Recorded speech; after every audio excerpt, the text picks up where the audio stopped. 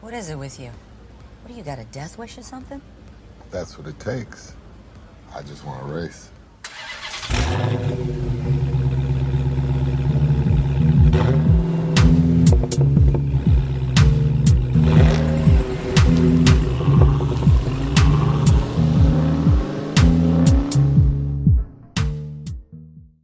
All right, Diesel Heads, it's episode 18 of the Chronicles of Diesel, the only show that goes through everything Vin Diesel, his games, his movies, his music, his films. That's right, I said it twice, because he's in the Fast and Furious for this one, and that is more of a film than a movie. My name is Ethan. With me here is Devon. Family just got bigger. See, every single podcast episode we ever do, you say a quote. Mm-hmm. And the ones that we do based off movies, I try to think ahead of time, what's he going to say? Could he say something like, give me the damn veggies? No, because that's a Rock line. That's not a Vin Diesel line. That is, I think, the best. That would have broken your... yeah, but I wanted to, but I'm like, no, I can't do that. And then there's another line that's like, anybody can talk shit in Spanish, homie. That's what Tyrese says, but that's not Vin Diesel. Are we going to give Martin Luther King his car back? That's a good one. Yep. Lots of good lines in this movie by people that aren't Vin Diesel. But that was a good line, nonetheless. But yes, we watched Fast 5 for today's episode of the Chronicles of Diesel. We've been going through his entire filmography, his gameography. Eventually, I guess, if he does come out with an album, we'll do that. But we talked about his singles on this show. And before we talk about the things that are the topics of the episode, we like to actually go back only a month and talk about what he just did recently. So, Devon, take me back to the month of August and tell me what Vin Diesel has been up about. Hello, everyone. Welcome to VNN. How we doing? As you can tell, my mic is different. Just ignore it for now because in the middle of moving, don't have my microphone, so I had to get this cheap one. But besides that, Vin Diesel news is still going to be hitting hard. You know how it be. So usually on VNN, we look at Instagram. We look at Google. You know where you get information from. But here on VNN, I mostly stick with Instagram. And that's where we're going to start off today. He did 6 posts, which is, I would say, is a low amount below of posts average. For him. Yeah, he usually does around 8 or 9. So 6 is a little low, but sometimes it's quality over quantity in my book. And we have some quality, I think, for this month. And I want to start off with his first post of August, which was him in the weight room, and he's smiling, and it has a clean caption that just says, I believe it says smile. Yep, smile, ... And that was 3 weeks ago. But he's looking good in the gym. He just turned, 55 or something? So he looking good, better than I'll ever look at that age. And then he... shared a video of his son's 11th birthday cake. It's a big car. It's like a huge car cake. It says "Happy Birthday, Vincent" in red. And then they have like snacks that are like stoplights. There's some looks like some other car-oriented gifts or whatnots on the side, and I thought that was cool. I'm like, they went out for his birthday with the big cake. Then the next week, actually a week ago, they did a birthday cake, and it's tennis themed for his wife and the kid's mom. And then at the end of the video, the kids are wishing their mom a happy birthday. So happy birthday to Vin's wife. And then we have a post of one of his sons again, and he has a fade going on. He's showing his haircut. He has a fade going on the side, and it says FX for F10. For F10, baby. And there's a message Vin wrote. And the caption is, "That excitement is real. The emotion strong. Haha. Hope someone perseveres in this multi-generational saga. 10, the final chapter, a divine number. 10 means a return to unity, the fusion between being and not being. The number 10 denotes the completion of a cycle. So proud of Universal, the incredible team of talent we are blessed to have on this journey. Grateful for it all, and most importantly, for all of you. And then Ludacris commented X. So in the comments. So yeah, I think the movie's gonna be called FX, which is kind of cool. Yeah, it will be shown on FX or FXX as well when it comes to. I don't know. I feel like that's easy. That'd be easy branding, yeah. But so the movie is split into 2 parts. Maybe they'll call the first one FX, and then the last one like maybe just The Fast and the Furious or something like that. Or if it's because I don't really want like. I mean, have they Fast 10 Part really 1 been and fully 2 confirmed? You know that because they might say they want 2 parts, but Universal might be no, like, I no, mean it's gonna like be one I've movie. seen. I've seen when looking at like Justin Lin's shit and Vin Diesel stuff, like it's split. It's 2 movies for sure. But yeah, I just hope they're not called F10 and at Part 1 and Part 2. But at the same time, I don't want F10 and F11 because that's kind of boring. What if it's FX times 2? FX squared. FX squared, yeah.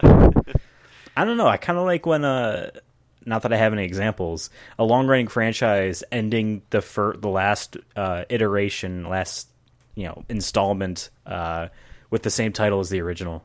It kind of feels nice. Fast and Furious. The Furious and Fast. They just switch it. Oh my god. Now that would be a little lame, not gonna lie. But yeah, I guess I'm assuming since I think it's the first confirmation that it's gonna be called FX. I think that we've talked about in the past how cool that would be, and it sounds official. Whether it's 1 movie or 2 movies, FX is gonna be the next one. And then sure. Keeping on that fast train, he did a quick video in the studio somewhere where he talked about working with Justin Lin, the director, and how actually directed Fast 5, the movie we'll be talking about briefly here, and how he came back for F9 and how excited he was for it. And then he talked about how there's going to be a director's cut, which you can go get in stores in September. Okay. And he says it's even more fast than the original cut, if that makes sense. We sped up the movie.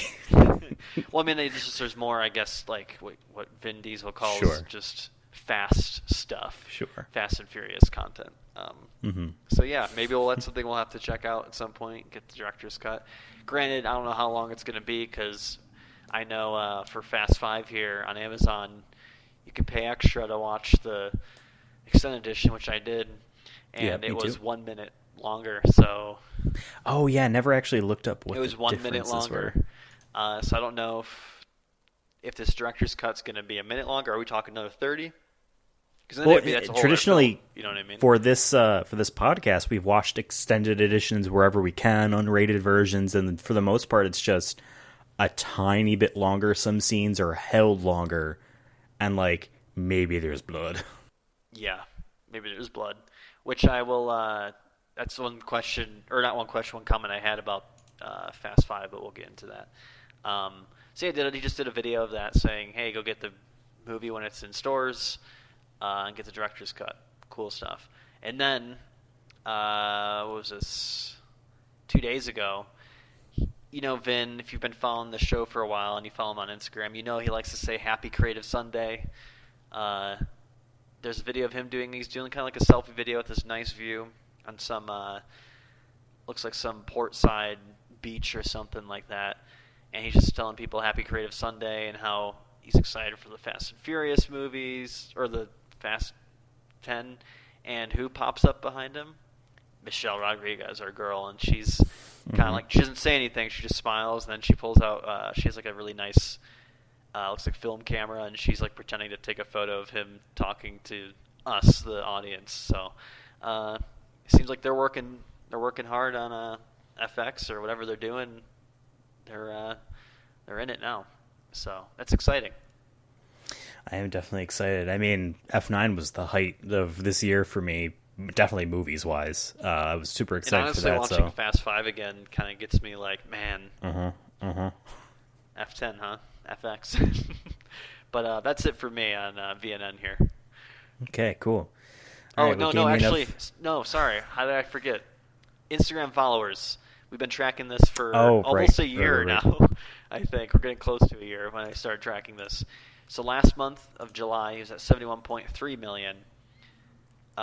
He is now at 73.4 million. So he got a big $2 million boost. I think we're starting to finally see more of that fast. Yeah, because 9 boost. Have we ever had a $1 million boost or $1 million? Jesus, million follower boost per episode?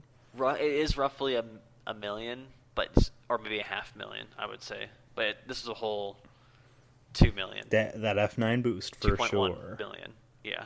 So I think he can hit 75 by the end of this year, and then I know we want to see him hit 100 by the time we end this show, which I think is totally possible. I mean, technically, the show only ends when his career does.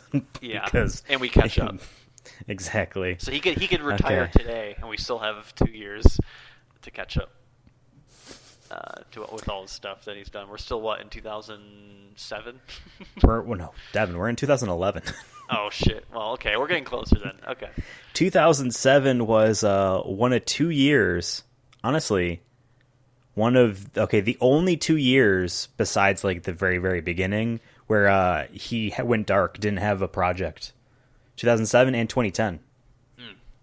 Yeah, so he went theoretically, sometimes or you need a whatever. year off, you know what I mean? You know, he went from Assault on Dark Athena to Fast 5. Took a year off. Maybe that project was just that much. But we have stuff about this movie. Technically, this movie could have come out in 2010. But yes, welcome back. Yes, we are talking about the 2011 film Fast 5, directed by Justin Lin, written by Chris Morgan, and produced once again by Neil Mortiz, Michael Fortrell, and Vin Diesel. Vin Diesel was an executive producer, and this plays a key role into maybe how some beef kind of started. The budget, I'm going to tell you the budget, Devon. I'm not sure if we do this here or on SMS, but whatever. I'm going to make you guess. The budget on this film was $125 million. Yeah. The box office, I want you to guess, but I will tell you right now, this easily became the highest grossing in the series at this point. 700 mil? Just below that, 626 million dollars. Very, very, very quickly. For sure. And actually, that's our first little trivia thing. This movie takes place, for the most part, in Rio de Janeiro. There, exactly. It takes place there. And director Justin Lin sent to the cast, he requested they need to go to Rio de Janeiro before they start filming to actually get a sense of the culture and the people and yada yada. They filmed some scenes there. Vin Diesel likes to brag and claims that the only reason why they were able to do another film's word is because the franchise had too much street cred. And I'm like, maybe they just saw I don't know, big thing. But Puerto Rico offered the production an $11 million tax break if they filmed there too. Well, you weren't kidding about tax breaks. Yeah, because that was my segue. Most of the movie was filmed in Puerto Rico. And the cool thing about it, this is the power of movies. You know when Tom Cruise yelled at all those people that were breaking COVID protocol, saying that the movie was going to get shut down and it was going to ruin, all the like the thousands of people that work on this movie, like their financial situation for a while. Well, they basically got an $11 million tax break to film in Puerto Rico, and Puerto Rico brought in $27 million to the economy from all the people that got hired to work on the film there. It affected their GDP. Exactly. Exactly. It brought in $16 million Maybe that's to their economy. The cure for capitalism. Maybe I'm wrong. It's and capitalism is fixable. Movies. It's big, fast car movies. I mean, art. You could argue, right?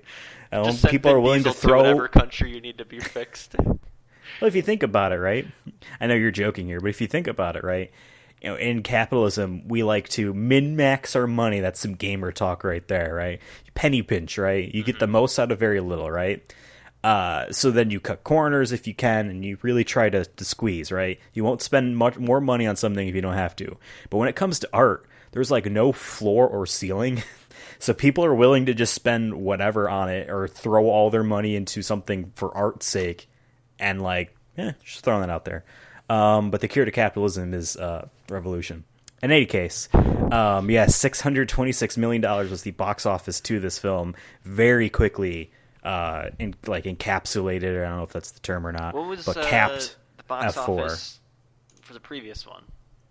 The previous film had a box office of $360 million. It's almost a 400 jump. Yeah. I think that's now, however, that it's hitting.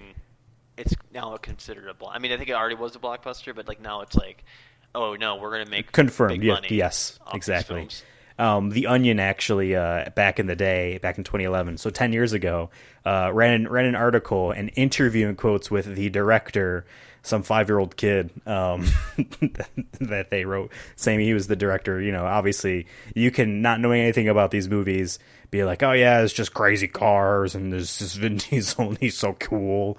And they asked, so how many more sequels is this movie going to get? And he said 600. So you can tell that this was an established franchise at this point. We'll point out budget jump. You know, this movie had a budget of $125 million.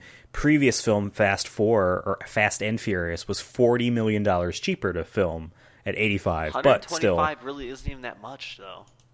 Like, there's movies that come out now that have that budget. Yeah, for sure. I mean, a lot of the big budget Marvel stuff is still around this 10 budget. years ago, like, that's not... Yeah. Due to, like, with inflation, it's still not, like, that much, really. I wonder if it's... we're getting to the point now where it's like, you don't have a reason to spend more money. What are you spending this on besides people demanding more money? Which, hey, whatever, right? CG, but, you know, like, how much could you... Like, what do you need this for? Are you going to film in every country in the planet? That would definitely raise your budget, right? I think they should actually shoot in space next time. I mean, fuck it, right? Why that not? Would cost $500 million a load, I think. Probably more than that. Probably billions of dollars to send something out into space. And yes, before we actually start the recap, still more stuff to talk about. So this film obviously stars Vin Diesel, who gets top billing in this movie, and Paul Walker and Jordana Brewster, as well as returning actors Tyrese and Ludacris. Ludacris isn't his real name, by the way. Nope. I legitimately realized that, even though it kind of makes sense. People, I legitimately most realized that. Don't use their real name. But okay, is Chris Brown his real name, or is Chris Brown a fake name? Probably not. It's probably like Christopher something, and he's like, I'm just gonna like my last name Brown or something. I bet you. Makes me more relatable, I guess. Yeah. From Chris Brown. Yes, and it obviously brings back Gal Gadot, which, weird fun fact, her character's name is never said in this movie. It's just Gal Gadot. I don't remember her name. Yeah.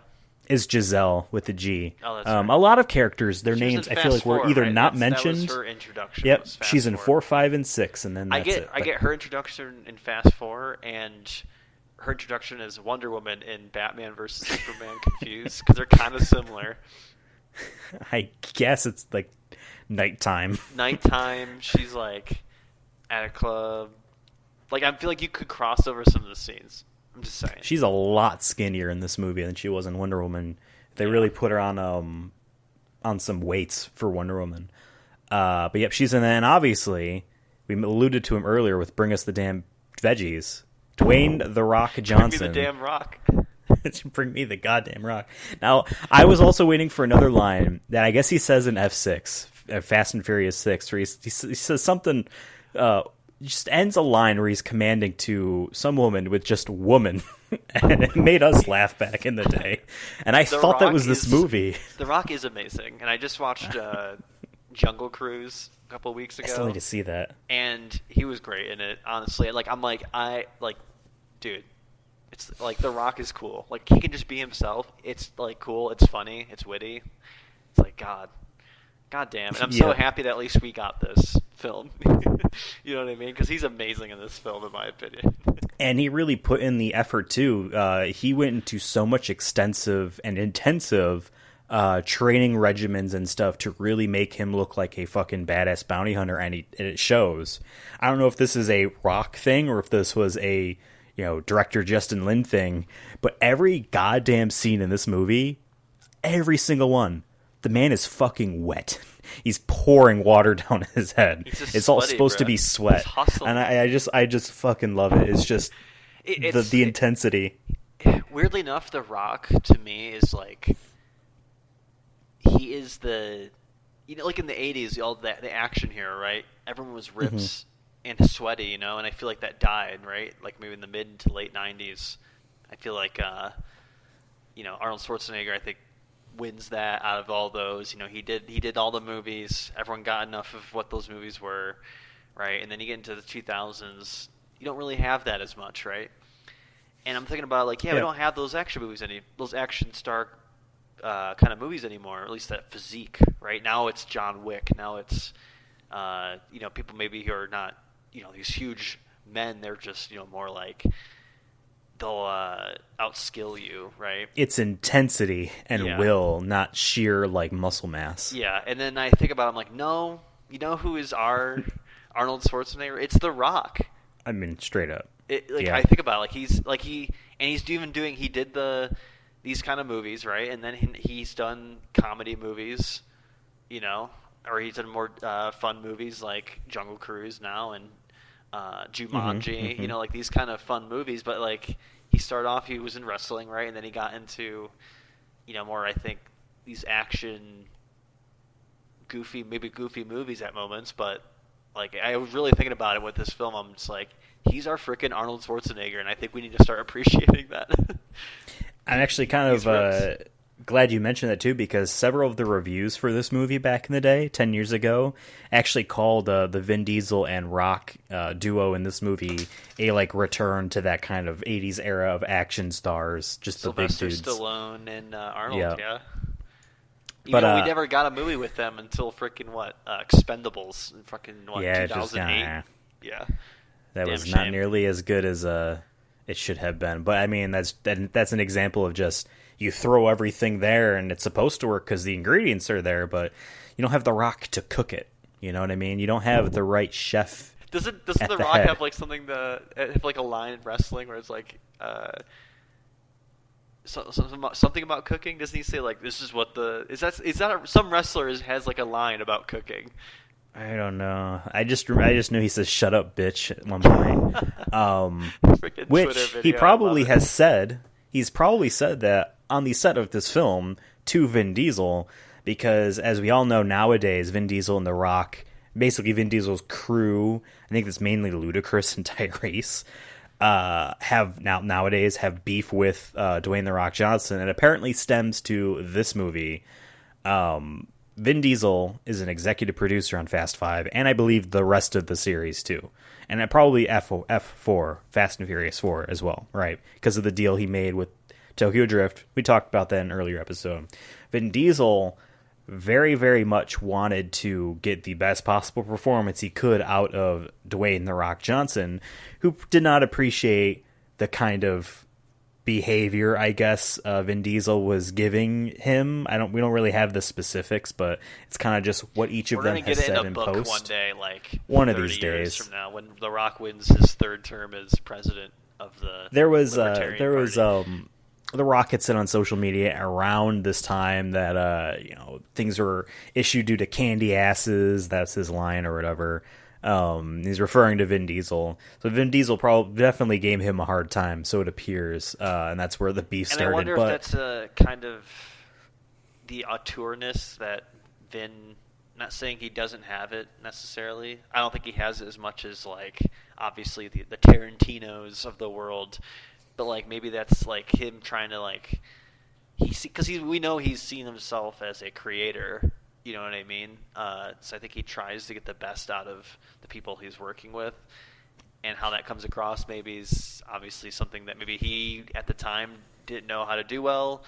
And you have two. I can see that for sure. Big jock motherfuckers, in the same room trying to tell each other what to do. Because we got to give The Rock credit too. At this point, he's already done a couple movies. It's not like this is his first film.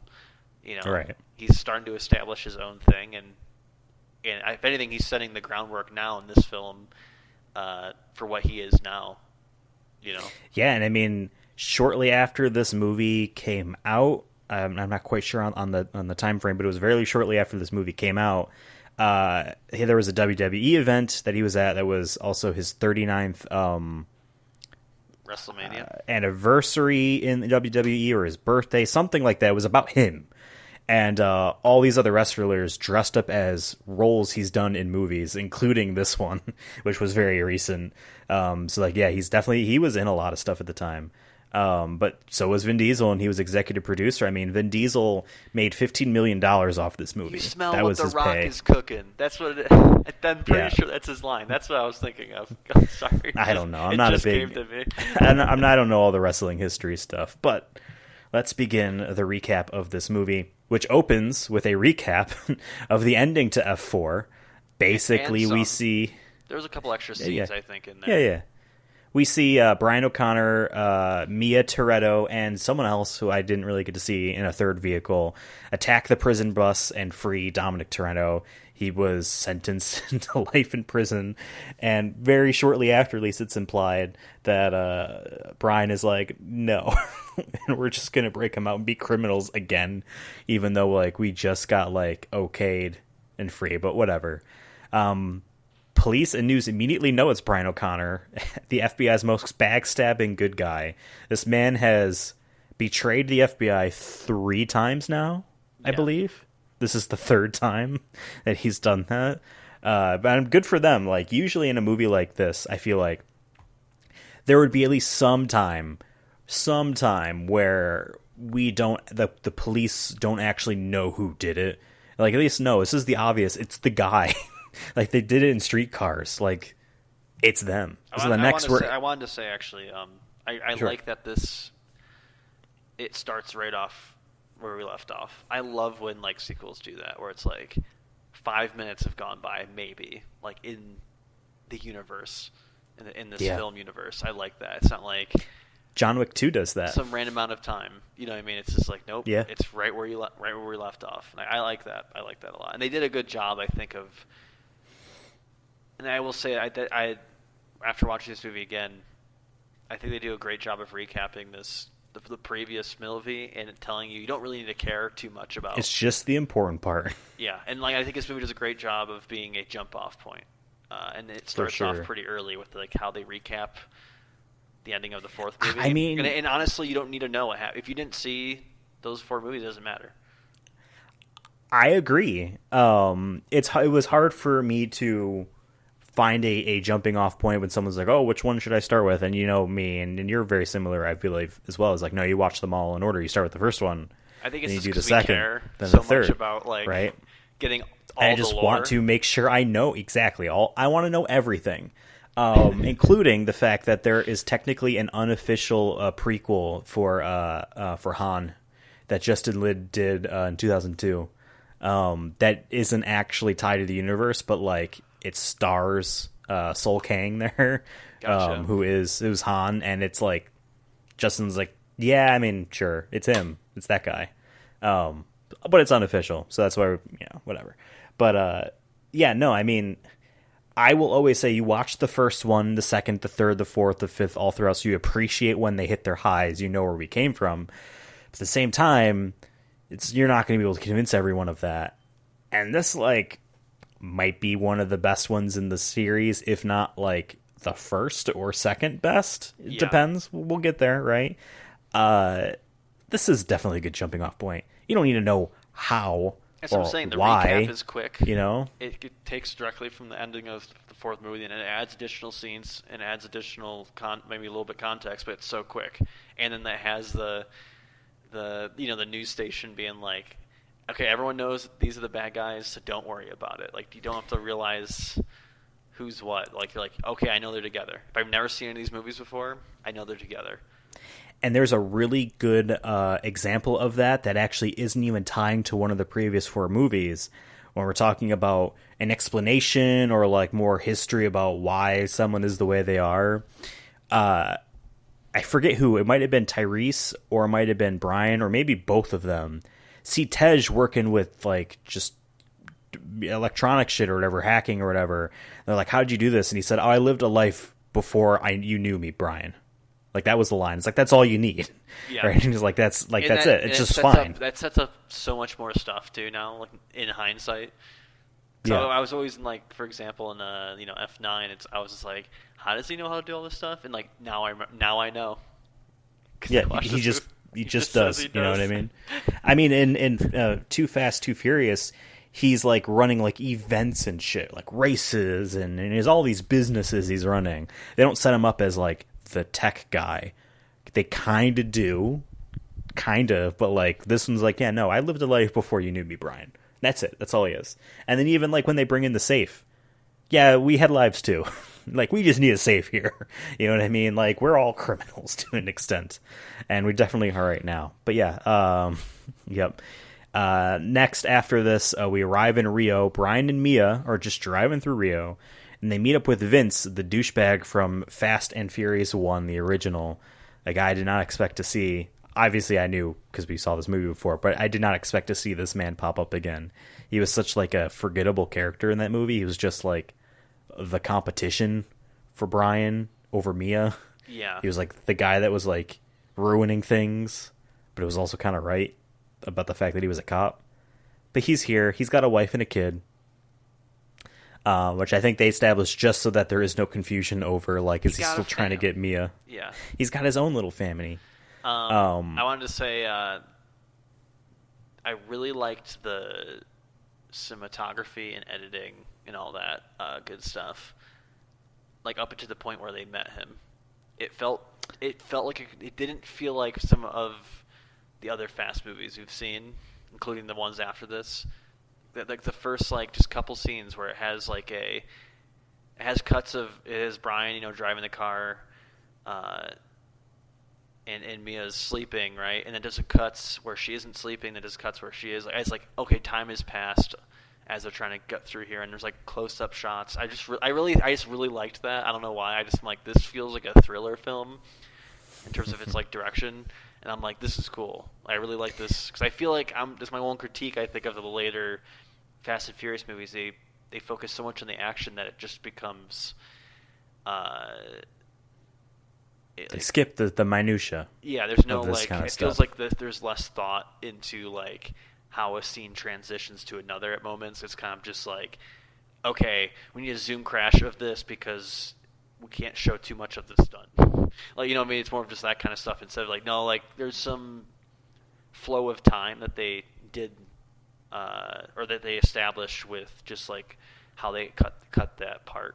And I like that. I just want to give a shout out because I'm like, I haven't seen that, and Justin Lin has done other Fast movies, and I feel like I wish he did more of that kind of stuff because I know he has it in him clearly.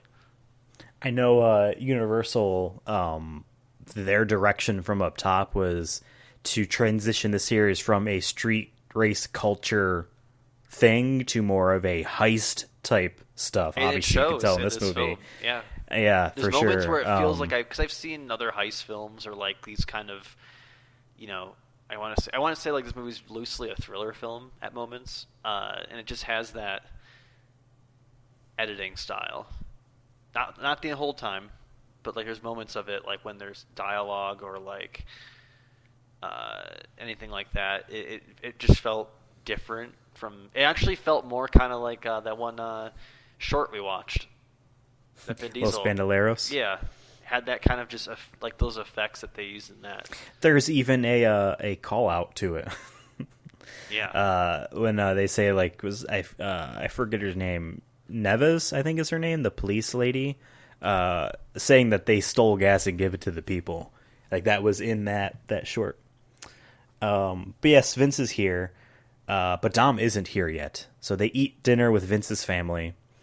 It seems like Vince's life sucked after Fast and Furious 1. Great storytelling is that they're chowing down food because they haven't eaten in days. They've been on the run. Yes, I like that. Exactly. I like that. And like they're even being like it's like way too fast because they're getting looks from his wife, Vince's wife, or whatever. Like, yeah, they've been on the road. I don't know how they got a car, but you know what? It's fine. Like how much she eats. But Vince's life sucks, and he blames Brian, but he's not really. He's over it. What else can you do? He has a wife and a child now. And Mia is pregnant. And Brian never takes like the out ever. He just keeps crawling back in. Yeah. You can't. Brian will never apologize. It's funny how like Brian's character is kind of like everyone's telling him don't get in the game basically, and he keeps getting out of the game every time he does jump into the pool. He gets a rope thrown to him to get himself out of the pool, but he keeps jumping back in for family. But whatever, Yep. You can't go into. Well, he won't be jumping back in anymore. Yeah, but I'm saying like I just think that's funny. Not saying like once again, Fast and Furious as a saga, you need to just not worry about those kind of things. Yep. Mia is pregnant.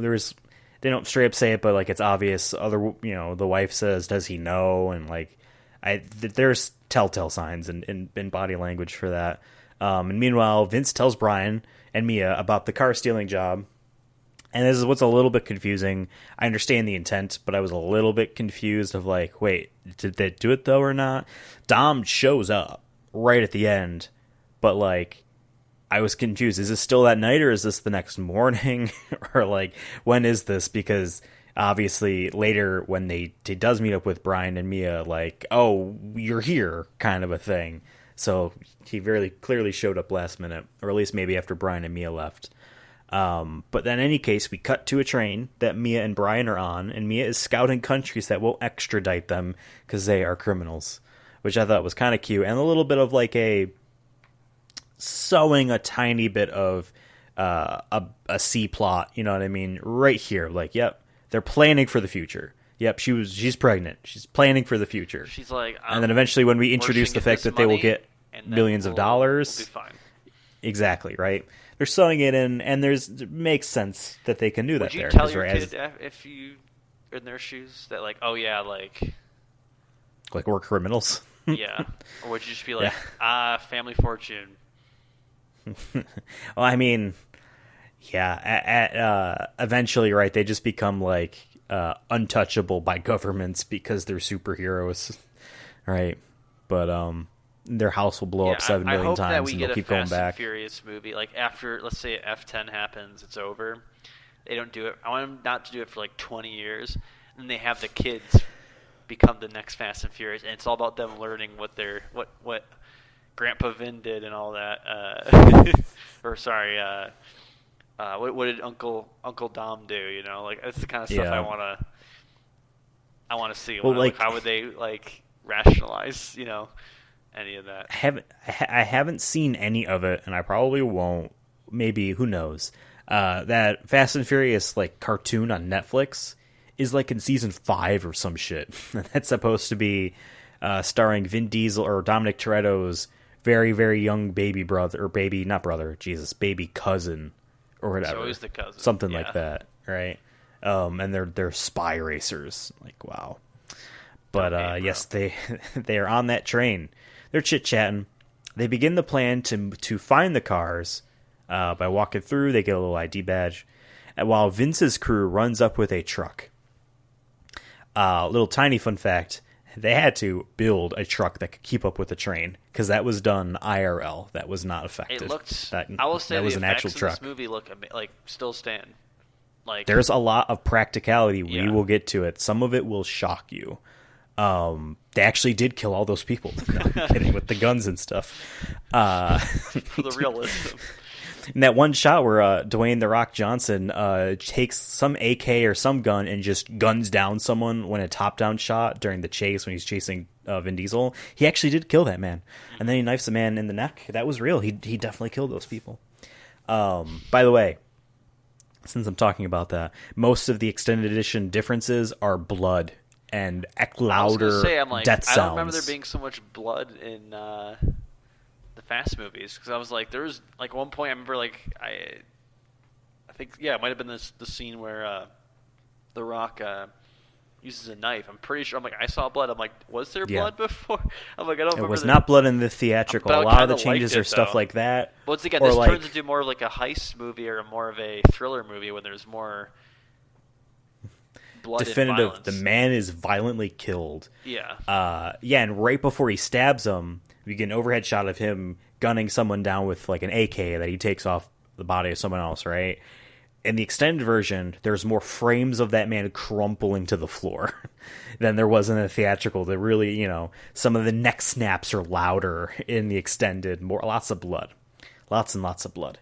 But in any case, yes, Vince's crew runs up with a truck. Brian notices that these cars have been seized by the government while the crew opens the side of the train car with blowtorches and almost kill themselves. And that fucking was scary. Imagine if you were doing that and not realizing, oh wait, what's going to happen to the giant sheet of metal on this 200-mile-an-hour train or however fast this is? It's going to go right over us. Imagine seeing the buddy next to you get taken out with that, and you can't stop. I wouldn't have put myself in that just situation, but yeah. In this hypothetical, I wouldn't be there. But Dom is with this crew, and they begin the complicated procedure to eject each car one by one onto the truck and then into the road. And it was very quick and fast and all practical. That was all real. They actually had to get cars that were able to, jump out of the train at full speed. That really did happen. They bought train track. They built a line, or at least maintained it. They actually did that shit. Sure. But yeah, all that was practical for that. They really did take cars out of trucks. They picked cars that they could build cheaply. The prized car in there is a GT40. They had a cheaper version of that built instead of the actual $2 million car that apparently is worth. Because they destroyed a lot of vehicles in this movie. I forget what the number is. Was that the blue one with the white stripe? Yes. Yeah. Because that car was very nice looking. And I'm not usually someone who's really into cars and what they look like. I can be like, oh, that car looks cool. But that one I was like, that is something I like if I had the money. Sure. We definitely agreed that the Vin Diesel's car in F9 is amazing. Yeah. But at the same time, I see at the end of this movie, Roman and Tej's cars that they're only 4 exist and we have 2 of them, and I'm like, they just look like expensive cars. They don't look Lamborghinis. Nice. They just look expensive. You know what I mean? Yeah, the one there it looked like a race car, but also one that you could drive in the street. Yeah. You know what I mean? Not like a.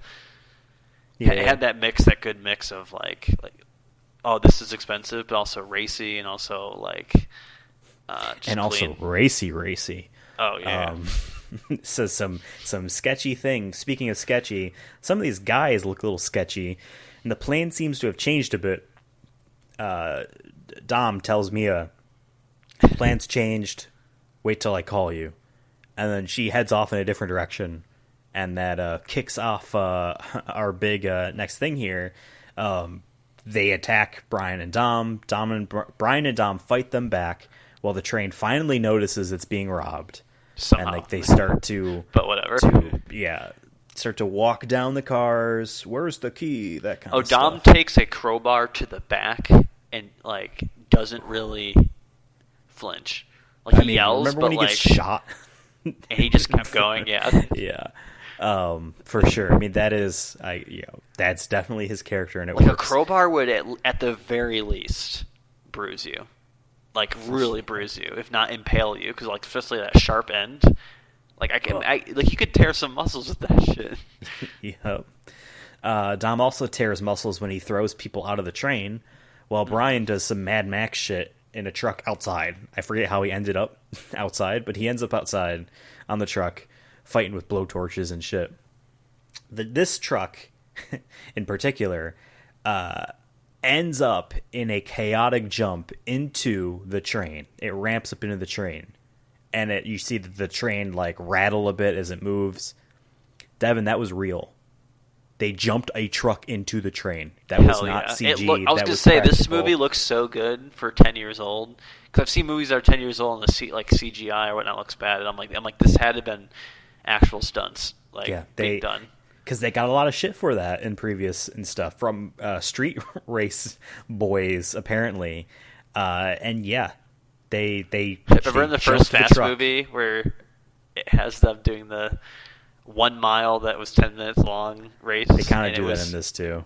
Real bad, but whatever. Yeah, it was. Yeah, well, but part of me actually does like the first 2 Fast and Furious movies. Maybe Tokyo Drift does this as well. The very CG zoom through the guts of the car while they're all revving up the car. I'm saying the outside where it's like just super where sped up and it's looks bad. Yep, like we're going hyperspeed here. Yeah. But the truck is now in the train, and Brian is stuck to the side of it. So Dom jumps a car out of the train and chases after Brian. And yes, that was also practical. They were able to have these cars go full speed in the train somehow. Maybe it was just really quick to start up or something, and they jumped it out of the moving train. Shout out to the stuntmen, insane. By the way. Absolutely. We have to give a shout out to them because, like, I think we always forget about stuntmen for all these like action films, but like they're putting their lives on the line for our entertainment. So shout out to them. Absolutely. And Tom Cruise like ruins that union because he's technically not supposed to be able to do some of the stunts he does because of that. But Dom jumps a car out of the train and chases down after Brian.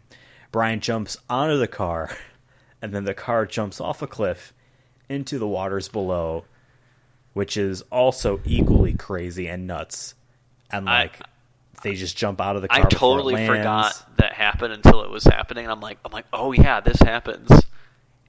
And it also goes against your like this. I feel like you're like when you watch action movies, you're kind of like, oh, I saw this coming. It's still cool, but I saw this coming. I thought they were gonna like stop at the very last second, and I've seen this movie before. I forgot what happens, and I was like, oh, they're gonna stop at the very last second. Yeah, like, they're just gonna pump the no, brakes. we actually don't have time, and we're just gonna jump this shit. Yeah. And I'm like, you know what? Hell yeah! Reminds me of Triple X's opening when he jumps off the bridge or whatever, jumps out of.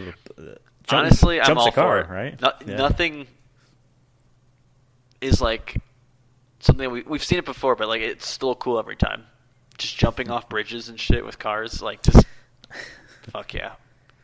They think they're free, but they're not. The two are captured by the bad guys regardless. The main bad guy, Reyes, interrogates them of the whereabouts of the car Mia drove off in, and his main henchman looks like the conservative NRA TV guy that tried to make lemonade by shoving whole lemons into a juicer. So the henchman has got that classic dumbass look down. He doesn't have much of a character. He's just there to be like the henchman. Yeah. He's in a few scenes. The boys escape pretty easily and barely shown. They just beat them up and just... Dom breaks the chain. His hands are tied to... They're on another tier of just like superhero. Just does it. So like, yeah, right? It doesn't... The movie needs them to leave. They do so. That's all that matters. And they meet up with Mia and the car. Vince is nowhere to be seen, but they know the car has something the bad guy wants. So now, Devon, we got the big boy. Dwayne "The Rock" Johnson shows up, and he means business. He knows all about Dom and Brian, and he wants a particular girl to be his translator because she's got a nice smile. And I just love when he walks out. And I love it. Yep, he is. He's all business, and he's all attitude, and like he is such a great like asshole character in this. That's why I love him so much. Is like he has that like you're cheering for him in a way, you know what I mean? Like, but also you're like he's the bad guy kind of, you know, or he's like because there's really two bad guys in this movie. You know, it's the people that he's stealing from, and then they're just in the way, kind of. Our heroes are running from two different things. Yeah, for sure. Which I like. But yeah, The Rock's just fantastic, and he from this point onward, I'm involved in this movie more than I like ever was. I already enjoyed the beginning. I love when the fast movies start with some sort of action happening, like right in the very beginning, kind of like Star Wars always starts with like a space battle for the most part, or going somewhere where there's going to be battle. I kind of like that, and I feel like it's a good like franchise thing to do. Is always start with the action or whatever your saga is known for. Start with that. I wanted to say quickly is that we need another train scene. I think we can do it again. It's been long enough. They could do it in a different way. We need another train scene. There wasn't. I don't really remember Fast and Furious 6 all that much. All I really remember is just the runway with the plane at the end, and then Han dies. like in the post credits. I'm saying, but you can do a different type of train. So I don't know. You If, like, I don't know if my point is I don't know if remember if Tokyo a train or is something. in there, Go and back Fast to Tokyo 7 and do the doesn't speed have train. Do the speed train. The train. Oh, yeah, well, the Wolverine did that, right? Yeah, so something like that. But yeah, back to the Maybe Rock. they do a Awesome. scene where they drive a car through the train.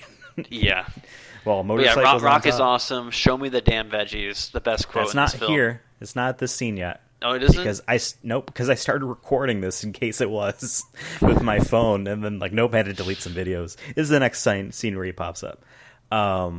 But going back to Dom and the boys. One boy and critique girl, I did have about The Rock is I don't know if I like the mustache and beard look. I liked it. Like I'm a clean shaven Rock guy. I think I've See, but this is The Rock is a bad guy in this movie. He needs the facial hair Yeah. for that. Smiling, shaven Rock is good guy Rock. This is bad guy Rock. Is it? Yeah, 100%. Is that the rule? Is Look that it the up. rule that Look it up. Look it up. Okay. Yeah, look it up. I'll ask Jeeves it. Vince finally shows up to Dom and Brian and Mia, and things get heated because he's back. Where was he? Oh, yep, he's running. It's like when you when you tell your wife you're gonna go get milk and you're gone for 5 hours. She's like, and you don't even come back with the milk. And your explanation is just extremely brief of I had to do Traffic. it. Yep. Meanwhile, the bad guy Reyes has a bad guy meeting, and the henchman interrupts him because they think they found Dom and the others. And this is interesting after seeing the rest of this movie, the scene in particular, because this is really just to set up Reyes a little bit and to be like, yes, he's a very smart man that clearly figured out a way to run Rio de Janeiro, even though he's not obviously the government, right? Wonder if he knows about the Hulk. Yeah. Also, but like yes. 2009. What? It was that 2009. The Hulk Yeah, movie? that was a Still couple around. years yeah, earlier. Rio is hot right now, and then he had the World Cup. That was 2010. That was the year Yeah. after. Look at that, 2009, 2010, 2011, killing it. Yeah. And then 2016, the Olympics. Yeah. in Rio. Yes. Vince is caught removing a chip from the car. Dom finds out, and he's going to take it straight. Finds out that Vince wants to take it straight to Reyes. Dom tells him to get the fuck out. When does Dom sleep? Because boy's just chilling in the corner in the dark. He's got his Riddick on. Yeah. He can't separate the characters. And it's just very low. I don't know what his plan was to bring it to Reyes, and that would take the heat off of them, or what. But yeah. And also in hindsight, the whole reason of this chip being that important to him is kind of crazy. That means he's not all that great of a super bad guy. But Hobbs meets, I think her name is Neves, Officer Neves or whatever, the police lady, and gets briefed on the train robbery and asks about the damn veggies. Sorry, That's being attacked over here. That is where it is. He's getting briefed on the train and this and that, and 3 agents were killed, and blah blah blah. That needs to be. I think The Rock needs to. I don't know if he knows how good of a quote that is. I feel like he needs to bring that back in some way or form, and whether it's in his next movie, maybe some merchandise or something. I just like it too that it's set up. Or But it's just so little setup. Show me the damn veggies. Or if he ever runs for president, show me the damn veggies. 2024.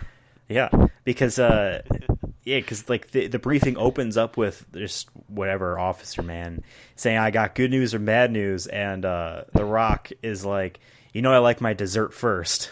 And that's Show the me sweet the stuff, and then he says, "Now show me the damn veggies." I love it. But I love like it. it by itself.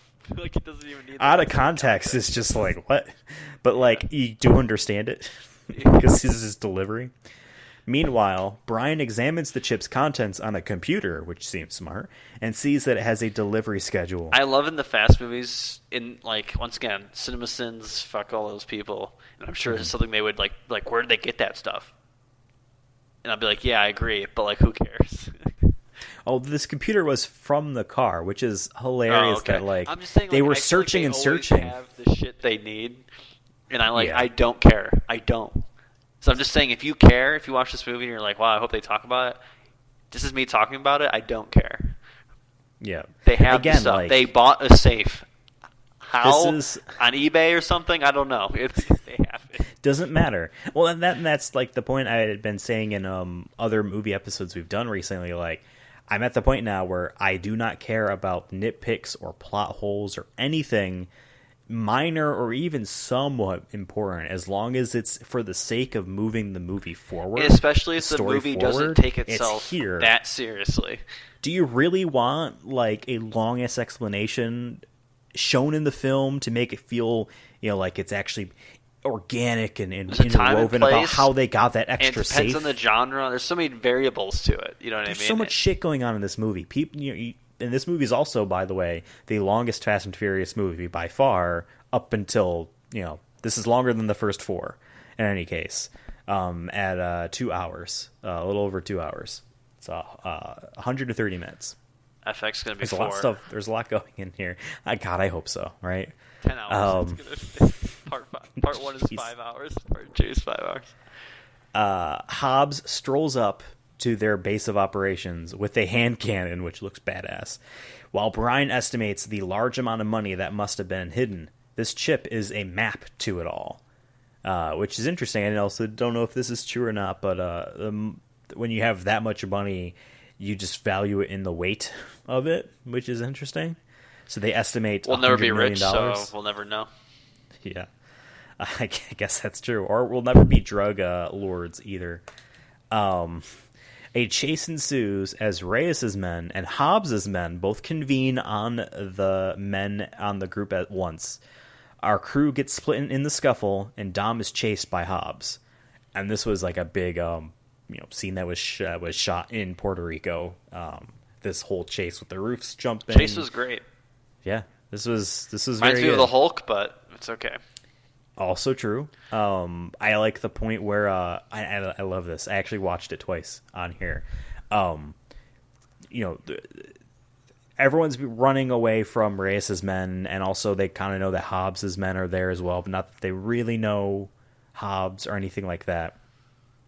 And so Vin Diesel's running on the roof, running out. People are chasing him, and Hobbs sees Vin jump a couple times. So he's starting to predict and chase inside the buildings while Vin Diesel, Dominic Toretto, runs on top of him and jumps. And at one point, Dom jumps from a taller building to a shorter one.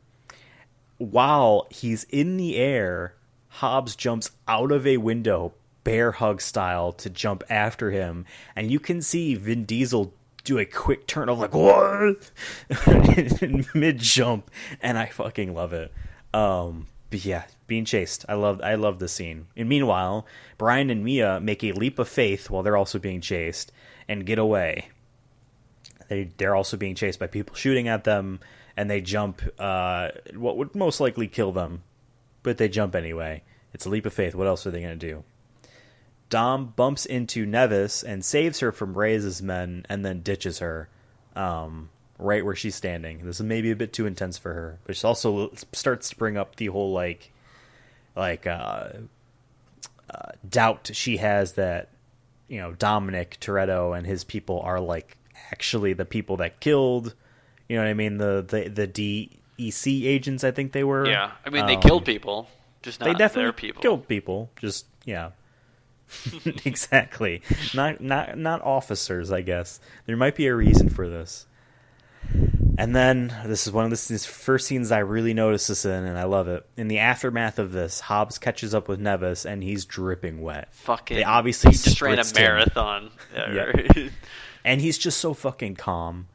Your heart would be running 10 miles a minute. Athletes, man. Exactly. He's like, "You okay?"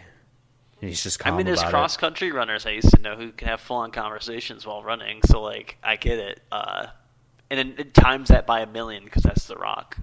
Right, exactly. I could legitimately seeing him put his body through that extensive effort. I know I've made the joke already twice now with him being president, but I kind of want him to be president just because I want to see him fucking sweat on the debate stage. Not because he's nervous, just because he's the fucking Rock. Just want to see this man wet. Our crew escapes through the sewers, and Dom wants to split up. Mia uses this as an opportunity to tell them all that she's pregnant. She's pregnant. And they're like, oh Can't my split up god, and family. they kiss and all that, and I'm just like, bro, you gotta go. I know. Like, And, you should have waited till later at this point. Like, it doesn't matter. I mean, I get why she said it, because, like, yeah, they wanted to separate, and she's like, I got a baby in here. And one of the sins of F9 is the fact that scenes like this lack contextualization now that we now know that they have a brother that they haven't seen in years. You know what I mean? But whatever, that's not a sin of this movie because this movie was not written with that in mind. Hobbs' team is investigating the place Dom and co. had set up shop. Hobb wants the car that they had tore apart looking for something rebuilt. He doesn't care if killing the agents was out of the character of them, because Nevis talks about, like I mentioned earlier in the show here, they stole gas and they gave it to the people. They are staying in Rio when they should leave. This is out of character for them. Why they wouldn't kill these agents? He doesn't care. They are names on a list to him. His job is to cross their names off, which I like. Obviously, this part of his character changes later when we see that he's also soccer coach for his daughter's little I forgot about that. Holy shit. In Hobbs and Shaw, and he's obviously like a good guy, but like he's intense in this movie, and I like it. Dom and Brian, what's his name? Ryan Reynolds is in Hobbs and Shaw. Do you remember that? No. He kills a man with a brick at the end of that movie. He impales him with a brick. I have to see that movie again. I again. don't remember that at all. Yeah, you don't. Because I you legitimately don't remember. You could have been making that shit up. No, it's real. It's real. Lucky with me, I wouldn't know. Unfortunately, Vin Diesel's not in this movie. We won't have an opportunity to talk about this on the podcast. Just for that scene, I don't remember that. Yeah. I won't explain any more. I'll leave you with that. Dom and Brian have a heart-to-heart about their fathers, and they decide that they're going to use the chip to rob Reyes and live new lives. But first, Devon, they got to build a team. This is fucking great. This scene's great. I know. But even before that, I do like them talking about their dads, and Dom remembers everything about his father, but Brian's father was never around. And there's obviously the reassurance from Dom that Brian is not going to be like his father. And it's not even like if this was Fast and Furious 1 or maybe even 4 Fast and Furious, and even if this was Riddick, or one of my big critiques about Vin Diesel's characters is that he's always the sage and he's always wise and very definitive in what he says, and not commanding, but he says the thing to you and that's it type of thing. This line could have been delivered when he says, "You're not going to be like that, Brian." Could have been delivered as not a threat, but as a definitive, aggressive almost statement of "You're not going to be like that." And that could imply, because that's my sister, you're not going to be like that. But instead it's no, you're a better person than what your father was to you. You're not going to be like that. Yeah, he said it very trusting, in a trusting way. Bruh, I would not even let you date her. That's the kind of character Dom is. If he didn't trust Brian, he wouldn't even be allowed in the same vicinity as her. Absolutely. And this is where I feel like we're seeing a bit of Vin Diesel change. And I've said this on a few episodes of this show. Obviously, this isn't the exactual flux point, the turning point, but I definitely see a change here than his characters of old in that sense. But first, they gotta build a team. Calls are made out to Han, to Roman, to Tej, to Giselle, to Leo, and Santos. Yes, I wrote their names in this notes after I had them read out on screen because I forgot what their names were. I thought one of them was literally named Lion. It's actually Leo. They call out to all these people, and they all arrive, Devon, in Rio, because family is important. Even if Giselle only really was interested in Vin Diesel because she wanted to fuck him, but she's showing up anyway. You know what I mean? That's what family is. Exactly. But Tyrese shows up. Calls in Rio. You know it's about family. Exactly, you show up. I love too. Tyrese shows up there in a taxi. Somehow there's a paper trail that says that people knew where they were. You know what I mean? But yeah. And speaking about Tyrese, there is when the scene when they first show him, he's like walking in the airport to his taxi. Right. That was actually a museum of modern art. That they were filming at, and not actually an airport. That's fine. But it was supposed to be an airport. But Tyrese was busy during this movie. This arguably good movie happened to be filming alongside another movie he was in that I did not know he was in because I did not see it. An arguably terrible movie, Transformers: Dark of the Moon. Did you know he was in that? Did you see that? I think that was the third one, maybe? Third or fourth? The second one, I haven't seen it. Oh, I saw one of the Mark Wahlberg ones, and he is just winded in those movies. He's like, bro, there's these machines everywhere. Exactly. Looks like we got a transformer. But apparently Tyrese was in the movie, so like he had to take several trips Shout out to back Tyrese, and by the way. forth. Apparently Tyrese also hates the fucking Rock. Or fucking hates The Rock. This is 10 years ago, bro. Beef happens, you know. But apparently still. But whatever. I mean, this movie in particular, obviously. But this franchise, a big break for Tyrese, for sure. Oh, while I have scrolled down to the trivia parts that I've been pulling from, I forgot to mention this when you were talking about Hobbs. While I don't believe the role was ever reached out to this person in particular, the character was originally written in with Tommy Lee Jones in mind. Tommy Lee Jones from Men in Black, among other movies. Yeah. Yeah, interesting. As Who would have Hobbs? been totally different as Hobbs.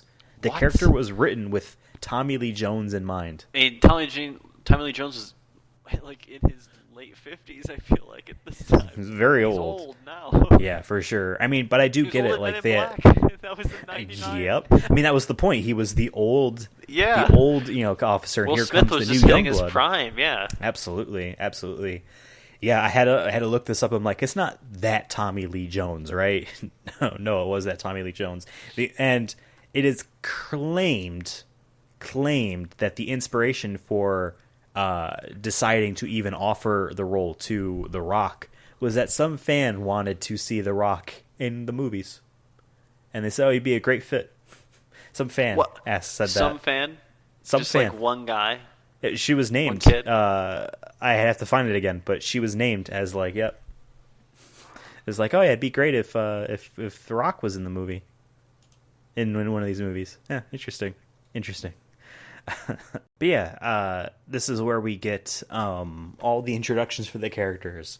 Like Brian and Dom and Mia are standing on a balcony overlooking Rio, and they're like, we need a chameleon, someone that can blend in, and then they show Han. We need a fast talker, and they show Roman. And we need someone that's good at circuits. There's like an obsession over circuits when explaining how he does things. Not like tech shit, it's circuits, because that sounds cooler. We need someone that's an expert on firearms, and they show Giselle. Although they don't show her head, they just show a person driving a motorcycle, but we know. And then, I guess it's not. I think it's implied that they're talking about Leo and Santos, but Dom's like, and we need 2 precision drivers, people that never lose, people, that are the precision drivers. And Brian says, well, we have that already covered. And I assumed he was talking about the 2 of them. Yeah. But Leo and Santos show up. I'm like, maybe they also just meant them. And they do know them. They worked with them in the last movie. To me, they were like actually very like impactful on like the outcome of their heist. Yeah, I'm glad they got sure. more like in this film because you kind of forget about them in the other films. They are in the films. They're kind of just like, we just need other people to be driving. You know what I mean? Like they actually that's kind of what they were like in Fast 4 for sure. In this film, they're like, no, they're part of the team and they can do things, and they had lines and funny dialogue. I appreciated it. Yeah. I mean, one of them, I think it was Santos, wasn't even in F9, and I don't know why. It was just the other one. Dom and company introduced the team to the plan, robbed 10 cash houses, and split the $100 million even, which comes out to about $11 million, which is a lot of money, to be sure. And then, but the way they treat this, I was going to say Tyrese's character was about to walk out, and then that's what makes him turn around. And I actually looked up to see how much he's worth in real life. He's worth $10 million. So I mean, $11 million would have doubled his net worth. Yeah, yeah. But they treat that as if that's like $1 billion, and like I mean, bro, it's worth like, all this. It's still and, like, life-changing money. Let's be real. For sure. But then, like, I don't know. I'm like, you know what? Well, they should have just. It's $300 million the man had. And that's all this guy Reyes had in Rio. $100 million. Really? That's it. Whatever. But they know that you can't steal Bitcoin. all 10. I'm sorry, what? It was in Bitcoin, so it's worth more. Yeah, it would have been about 2011 is when I feel like Bitcoin started, but because I had heard about it in like 2012, I think. But they know you can't steal all 10 of them at once. That, and they're also going to know, and they're going to tighten up security. You can't hit all of them at the same time. So the team robs the first. I think it was just a house where they just counted money. I don't know why all the women were in their underwear. Oh, was there cocaine there? Yeah, I think that's what it was. Okay, it was cocaine, and then that's cash why. There. I still to this day have no idea why you have to be almost naked to do cocaine. I've seen it in a few other movies, and it could just be a trope in movies. But I think the implication is that you can't steal anything. That or maybe there's no AC in there. All the AC is being used on the next building over where they mine Bitcoin. If someone knows why or makes cocaine, let us know. If you make cocaine, don't send any. Just let us know about the culture. I'm very interested. But you can send us the money that you make off of it. I'm fine with that. Yeah, but so the team just comes in and robs it, and then in front of them all, they just set it on fire. They make a name of themselves. They Joker them. Exactly. They take Wait, off wasn't their that masks. movie like 2008 too? That would have been 2008. Yeah.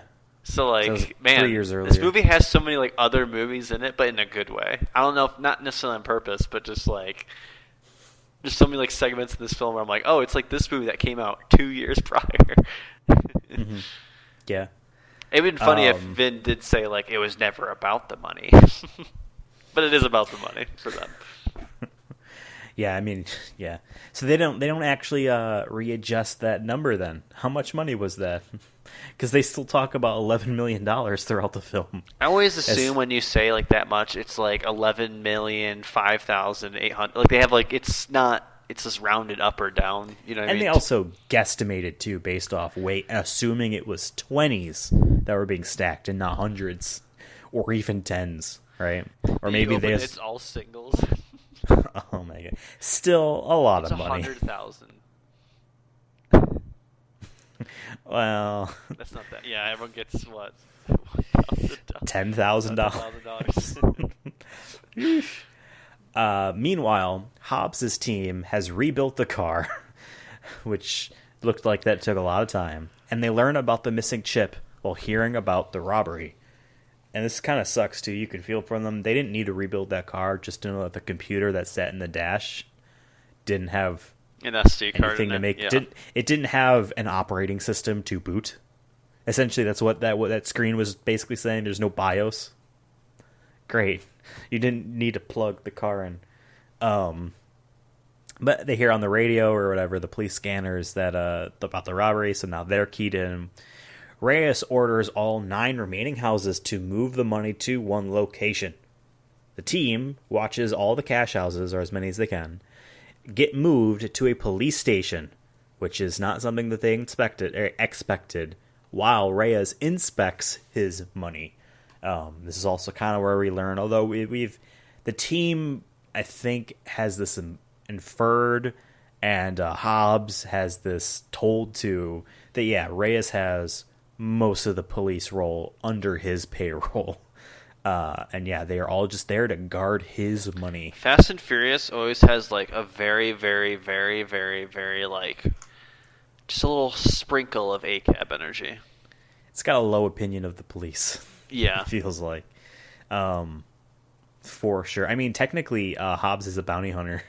He's not even FBI. He is technically just a contractor, so to speak.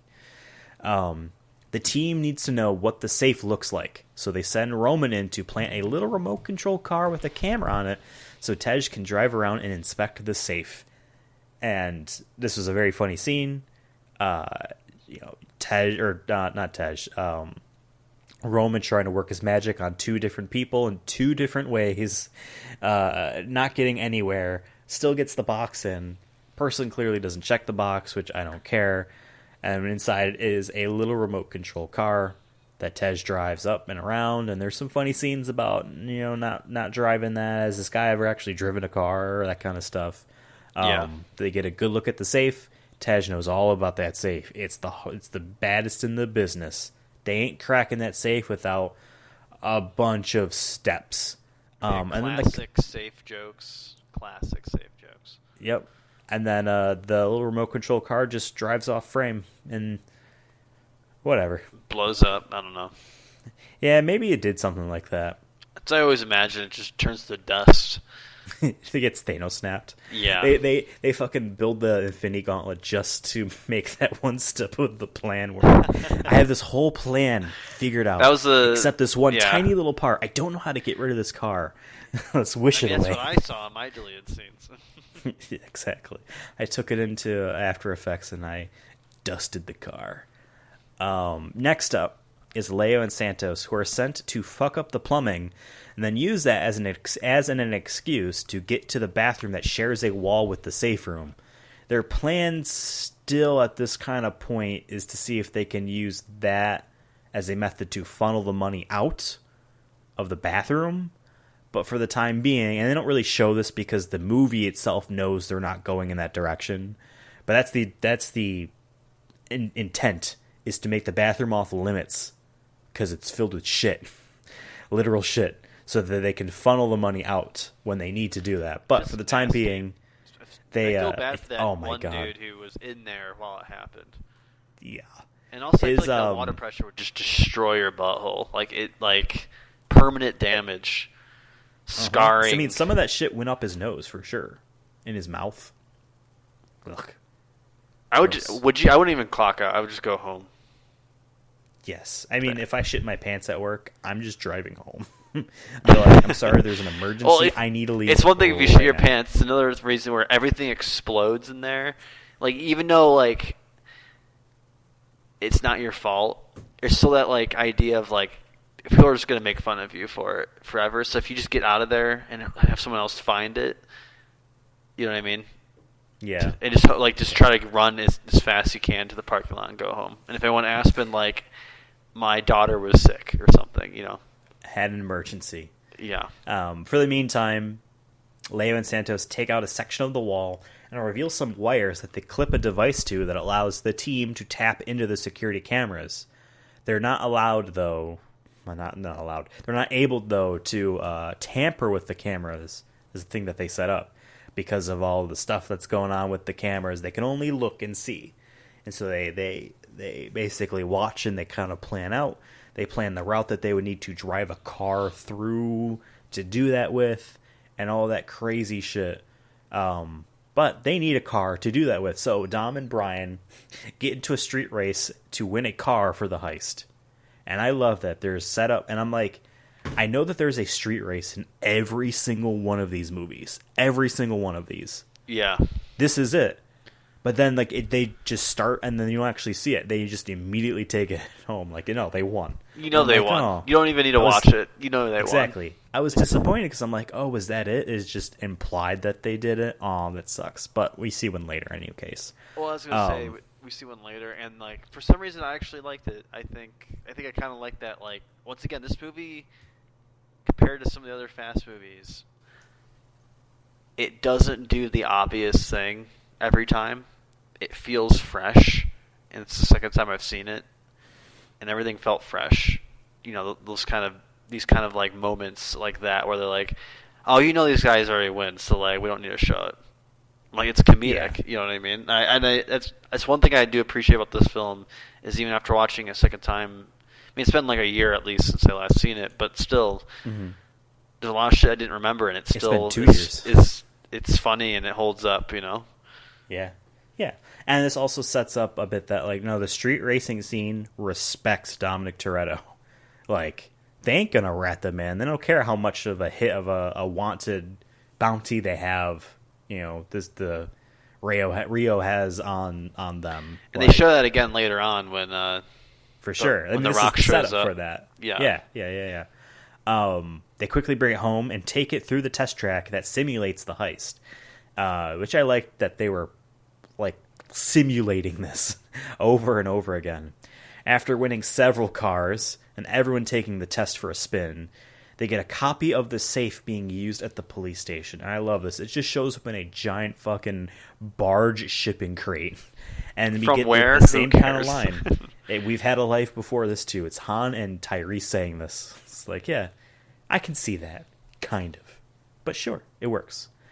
Next, they need Reyes' handprint.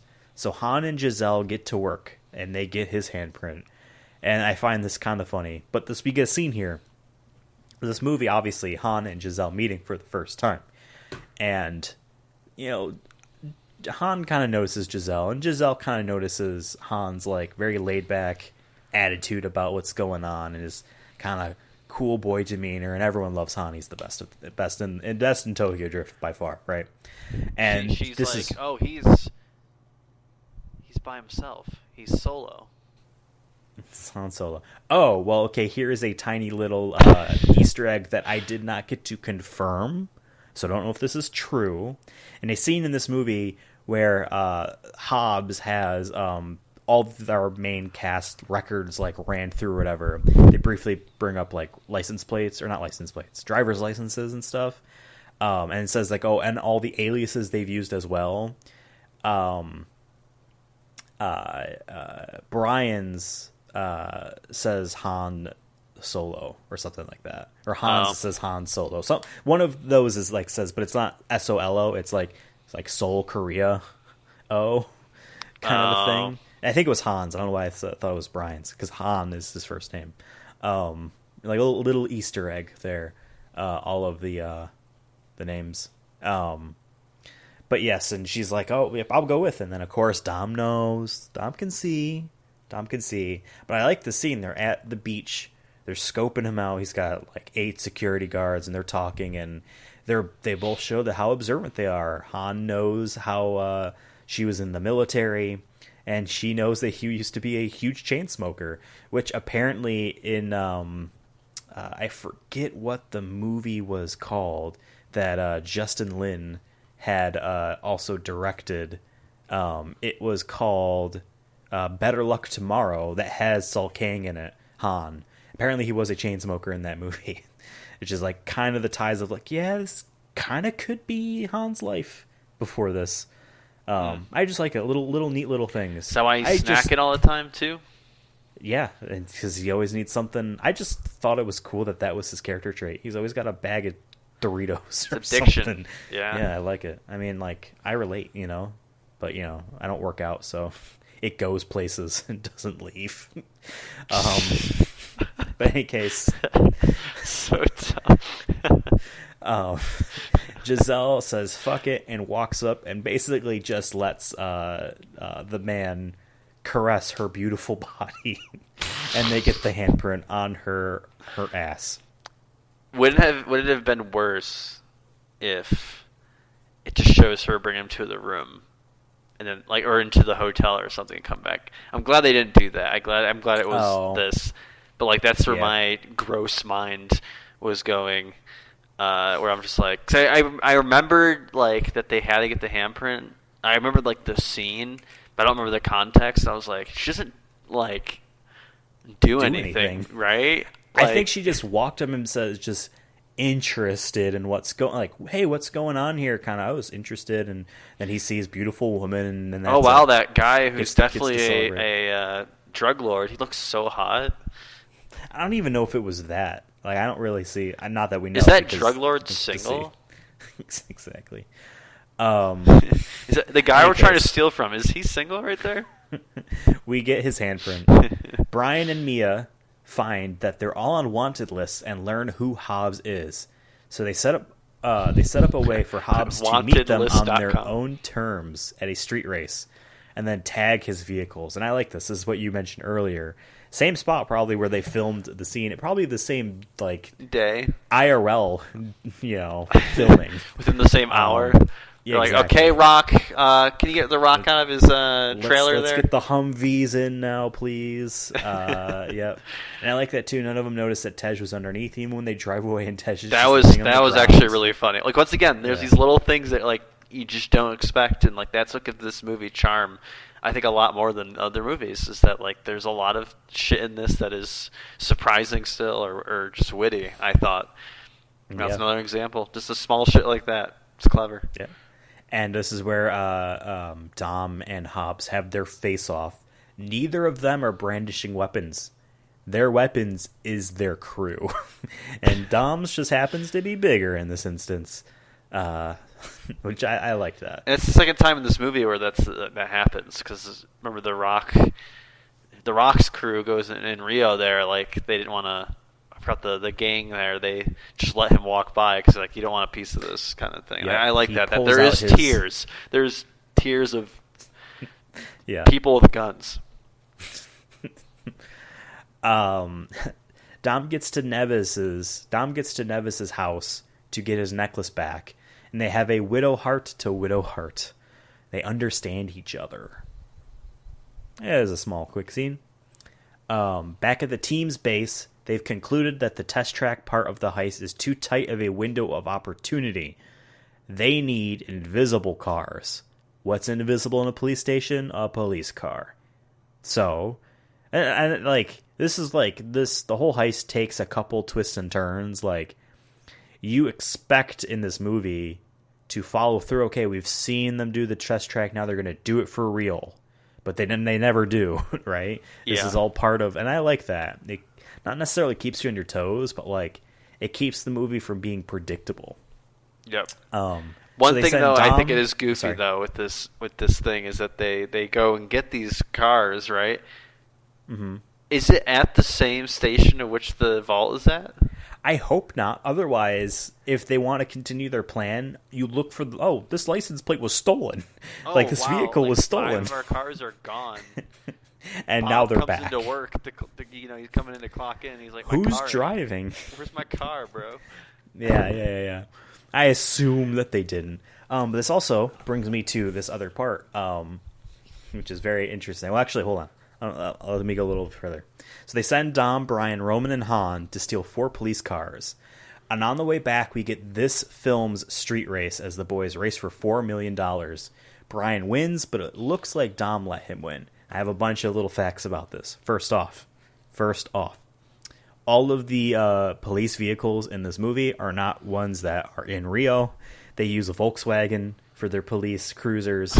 They don't use Dodge Chargers like this movie uses. Who gives and there's shit? another Toyota car as well. What's interesting and hilarious, and it works for the scene, because it was an accident.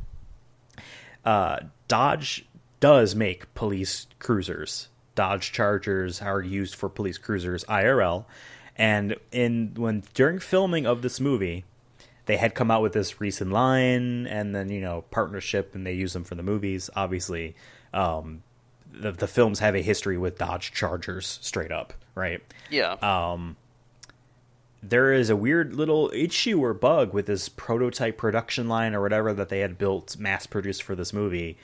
Sometimes the police lights go on by accident. Roman's car went on by accident. He didn't do it on purpose. That wasn't part of the script. They went on by accident, and they decided to keep that in the take because it fits his character that he would have turned them on. Yeah, that's funny.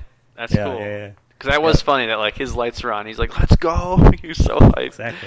Exactly. Yeah, that was just an accident, and that was also real of an actual practical race. Although it was obviously longer than a quarter mile IRL, but like whatever. It's fun.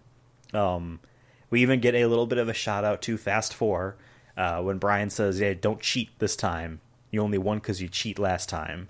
But that's because in that movie, Dom wasn't racing. Dom needed it to just get the thing, and he wasn't going to let Paul Walker in his way. He was going to hit him with his car. So, kind of in a little bit of a way about the baby thing, but also maybe giving back for the fact that he stole a win off Brian. He gives a win to Brian. Tries not to show it, but he knows. Vince is reintroduced to this movie randomly by rescuing Mia as she goes, I think, grocery shopping, and he is brought back into the family. I would not be doing all that kind of shit if you're wanted in the area that she's not wearing a mask or anything, right? She's just going out alone. And I assume she was buying groceries because she was at the market. Get the food. She was at the market, yeah. Bro, Uber Eats that shit. Exactly. I mean, if the taxi service knows where they live, she'll drop it off at this factory, this deserted factory. Can you just drop it off at the entrance? Thank you. The team celebrates their victory so far with a barbecue, which Dom mentions earlier that his father used to always do every Sunday. Yep. And they, even in Fast 1, they had a barbecue a couple times in that movie. Now, you and I both know that Vin Diesel's favorite beer is Corona. Uh-huh. And the series history is that there's no product placement. They just drank them in the movies. So I'm looking, and I'm like, they're not drinking Coronas. What are they drinking? Something, and I couldn't really see it. It starts with a C, though, but there's like a J in there. The actual name of this brand of various liquors is Conjure Cognac, which is Ludacris's own brand. Oh, so he's back in this movie. My alcohol's in this movie. Huh. Yeah. We'll have to try it sometime. Although, obviously, we know the series goes back to Coronas. Even when we'll have to get Ludacris on here one day. We'll have to steal our own vault to get him on here. Ludacris has been in so many fucking tweet ads I've seen now for Jif peanut butter, and I'm like, bro, dude, listen. He likes his peanut butter. I guess. Well, okay, if Jif came out to us and was like, yo, we love the Sonic movie show, you want to... I mean, yes, we're going to say yes. We'll say yes to any sponsorship unless it's about cannibalism. Or racism. Those are the only two. Peanut butter. Murder, okay, but not cannibalism or racism. Murder is okay. But yes, we get people talking about what are you going to do with your money and what are you going to not do with your money and yada yada. Salute me, familia. Han and Giselle moment, which is Italian. Excuse me. Mia tells the team that she's pregnant, which is a good scene. Genuine emotion. And then once again, the ass comment comes from what's his name? From Tej. Yeah. Lots of chatter when they're all talking about it. And I leave, if I'm watching on Amazon, because it's accessible, although some other services have this as well, I have subtitles on so that I can make sure I actually get to see what was said, because I'm taking notes on some of this stuff and I'm pausing sometimes.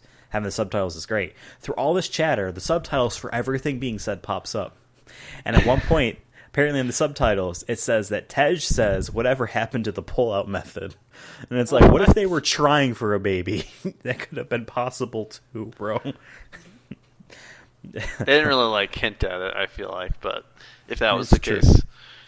Well, some people, they just can't have a baby, so sometimes they try and eventually happens. Sometimes you pull out too fast and furious. Yeah. The next day, it's showtime, and as the first group leaves, which I think is Han and Giselle and Tej, and maybe also Roman, as the first group leaves, Hobbs shows up. Dom and Hobbs duke it out, and it ends with their arrest. You just made a big mistake. Big fight. huge fight back. They're and forth. throwing themselves through shit. Like, shout out to both of them for like. Yeah. I'm assuming it was both of them because like you can't find stuntmen as big as they are, and having them. Oh, the for sure. one at the very end there, right when they, I think Vin throws the rock through the table, like through a window and a table. Yeah. Like that was. Guess what, Devon? Crazy. That scene used stuntmen not in the scene, but to choreograph and train these two to actually do it. 2 weeks, a little over 2 weeks of rehearsals for this one scene, and it took a week to shoot it. It took a week to film this one scene. And like watching them, like, this is a pretty long fight scene between the two of them that's just a lot of kind of the same thing. Kind of felt like it went on a little long. Oh yeah, it's because they spent a week shooting it. Okay, you can put the whole thing in. I get it. This took a lot of time. I mean, it's two tanks. Like, how do you beat each other? You know, you're just gonna have to keep throwing each other through something, and hopefully, you just outlast them, basically. But yeah, and like I don't know if we know this for a fact, but like certain actor contracts, I can't lose too many times. I also don't want to win too many times. Don't let me get beaten up in fights too many times. I think it's inferred that The Rock has something like that, and Vin Diesel might as well. Very equal blows. They're just trading them back and forth throughout this whole fight. Equal men. yeah, Even though The Rock IRL could hand Vin Diesel's ass to him. And I don't want to say that on this podcast, but it is true. The Rock is also, I think what, Vin's like maybe 6'2", right? Maybe 6'3". Yeah. The Rock is like at least 6'5". He's tall. He's tall, and also probably like 280 pounds of just pure muscle mass. Vin's big in this, but he's not like all muscle, I don't think, like The Rock is. He looks huge next to Paul Walker. But Yeah. next to The Rock, he is the Paul Walker. So in any case, yes, they're arrested. And on their way to the airport, they are ambushed by Reyes' men. And Hobbs watches all of his men die, one by one. Some dramatically, some sad, like the grenade was like, ugh. Oof. Yeah, it's pretty rough. They get wrecked. Absolutely destroyed. Yeah. And as they come to finish off Hobbs, Dom's team saves them, and they all get out. It looks like Dom is gonna shoot The Rock, but no, he offers his hand. And he pulls him up. Which, of course, he really offers his bicep, because they grab tricep to tricep. Yeah. Bicep to bicep, whatever one it is. The one next to the hand. Tricep, yeah. Tricep, yeah. But yeah, The bicep big is muscle. your closer to your shoulder. That's all I know. Yeah. I kind of knew that, but at the same time, like, I faltered. Do they really have separate muscles when they are a muscle? You know what I mean? Their triceps are bigger than my biceps, so you know what I mean. They're just one big muscle. Exactly. What is a vegetable? Show me the damn veggies, bro. Exactly. You're not going to see him on Vin either. But Vince is dead, and the team rallies around getting their revenge, even Hobbs. Now, Shout obviously, out to Vin, by the way, for doing that scene. I think he did a good job there. yes. But before that, while Vince is dying, in quotes, even though I guess they could have stitched him up, but whatever, he's dying. He dead, bro. He talks to Dom, and he's like, I need you to meet my son. His name is Nico. We named him after you, Dominic Toretto.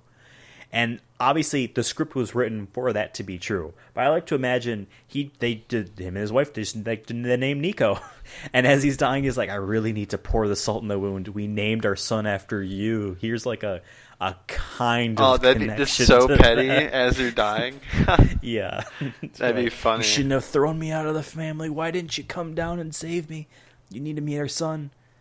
I just that'd been really salty, yeah. Because obviously you would have named the kid Dom, but at the same time, maybe you don't want to like really name him after him. I don't know. Whatever. Vincent. Exactly.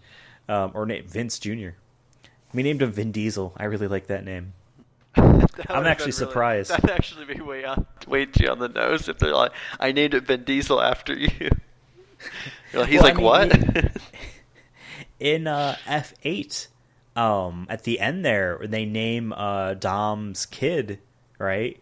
And he names him Brian. And I'm like, when I remember seeing that, we saw that in theaters or whatever, being like, kind of expecting them to name him Paul and it not making sense, but like, Vin Diesel would have wanted that.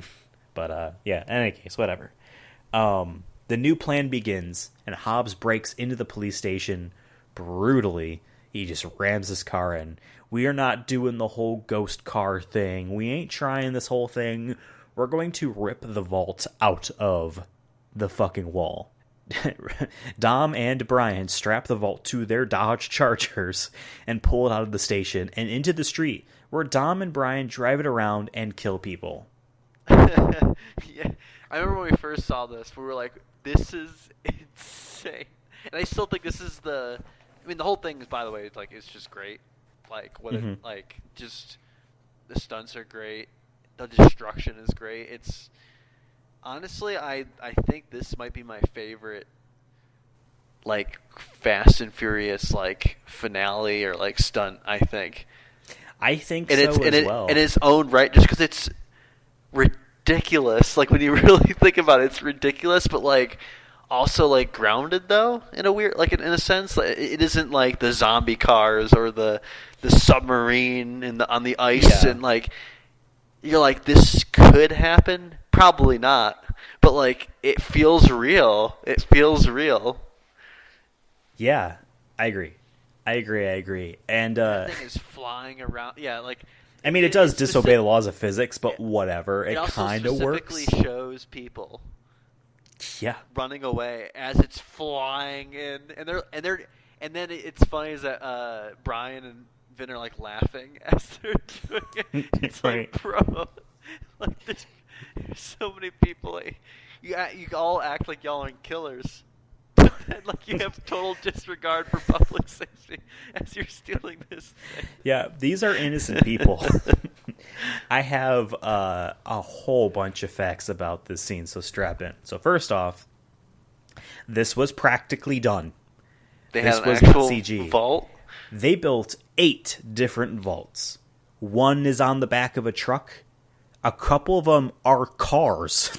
They're drivable.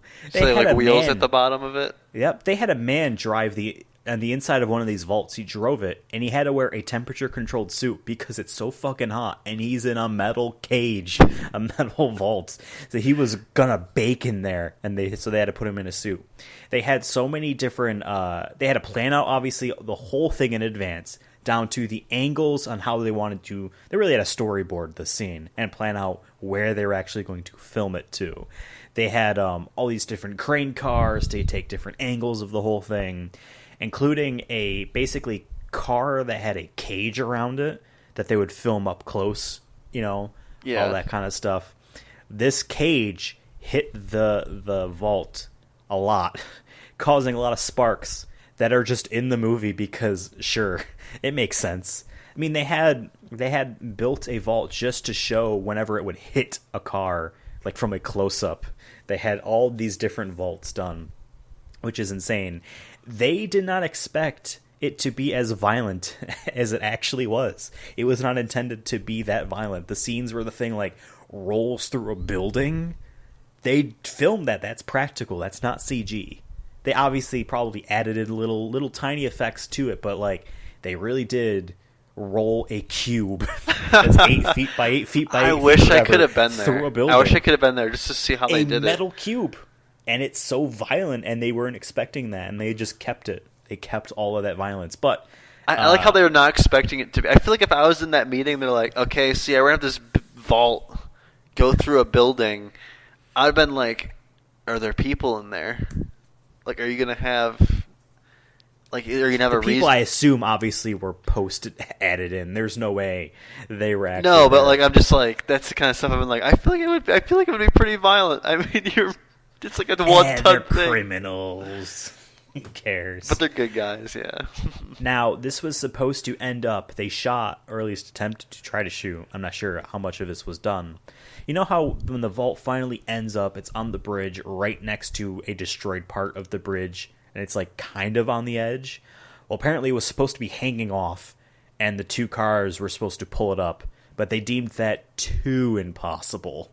There's a lot of impossibilities with how they are somehow able to keep inertia on this thing for so long, and how like the cars aren't being flipped over by the turning of this thing around corners.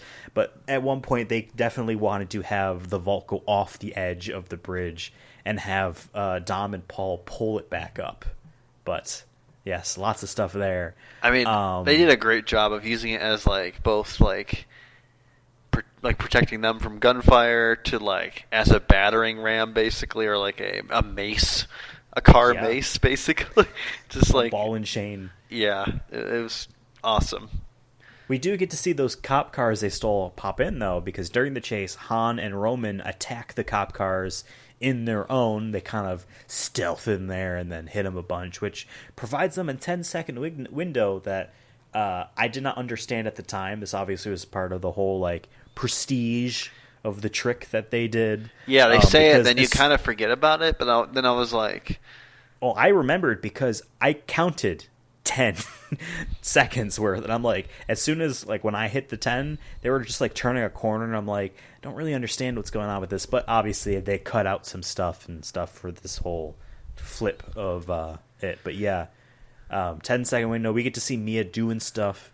Although obviously when she comes back in F9, she is racing the cars. Here she is, the man on the computer kind of thing, in the chair, kind of directing.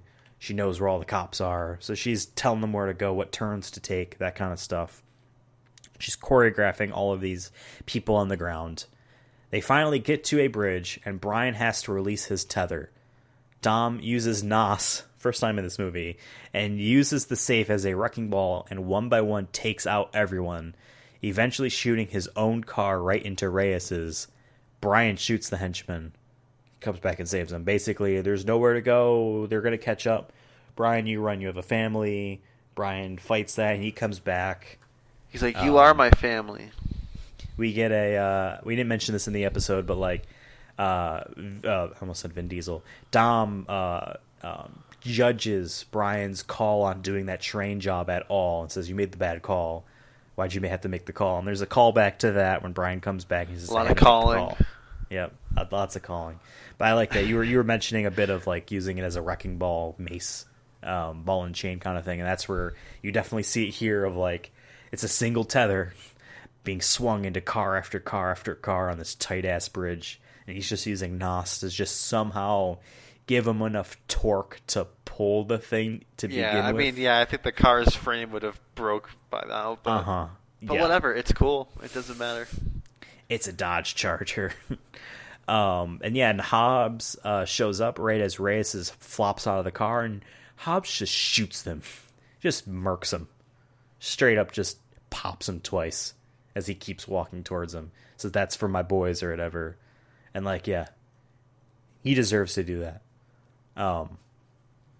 Hobbs sees Dom and Brian, and he says he'll give them 24 hours before he hunts them down again. This is the best he can, the only little bit of respite he can give them is 24 hours to get their affairs in order before he hunts them down again. And he tells them to leave the safe. But it is revealed that the safe is empty and that they switched it out. I totally, once again, I saw this movie 2 years ago, totally forgot. I was like, because I'm like watching this movie again. I'm like, I'm really liking this more second time around. Like this is a heist movie, and it's actually like pretty good. It has pretty good story, pretty good characters in it. Like this, wow, this is a good fast movie. And I'm like, it's been kind of a bummer if they don't get the money. And then I'm like once it happened, I'm like, shit, I forgot about that. They get that money. Yeah, I just remember. I guess it has to be Fast and Furious 6. It opens with them having the money already. So I knew they have to get the money, right? And speaking about the money, we now get the celebration about where everyone gets their money and what they do with it.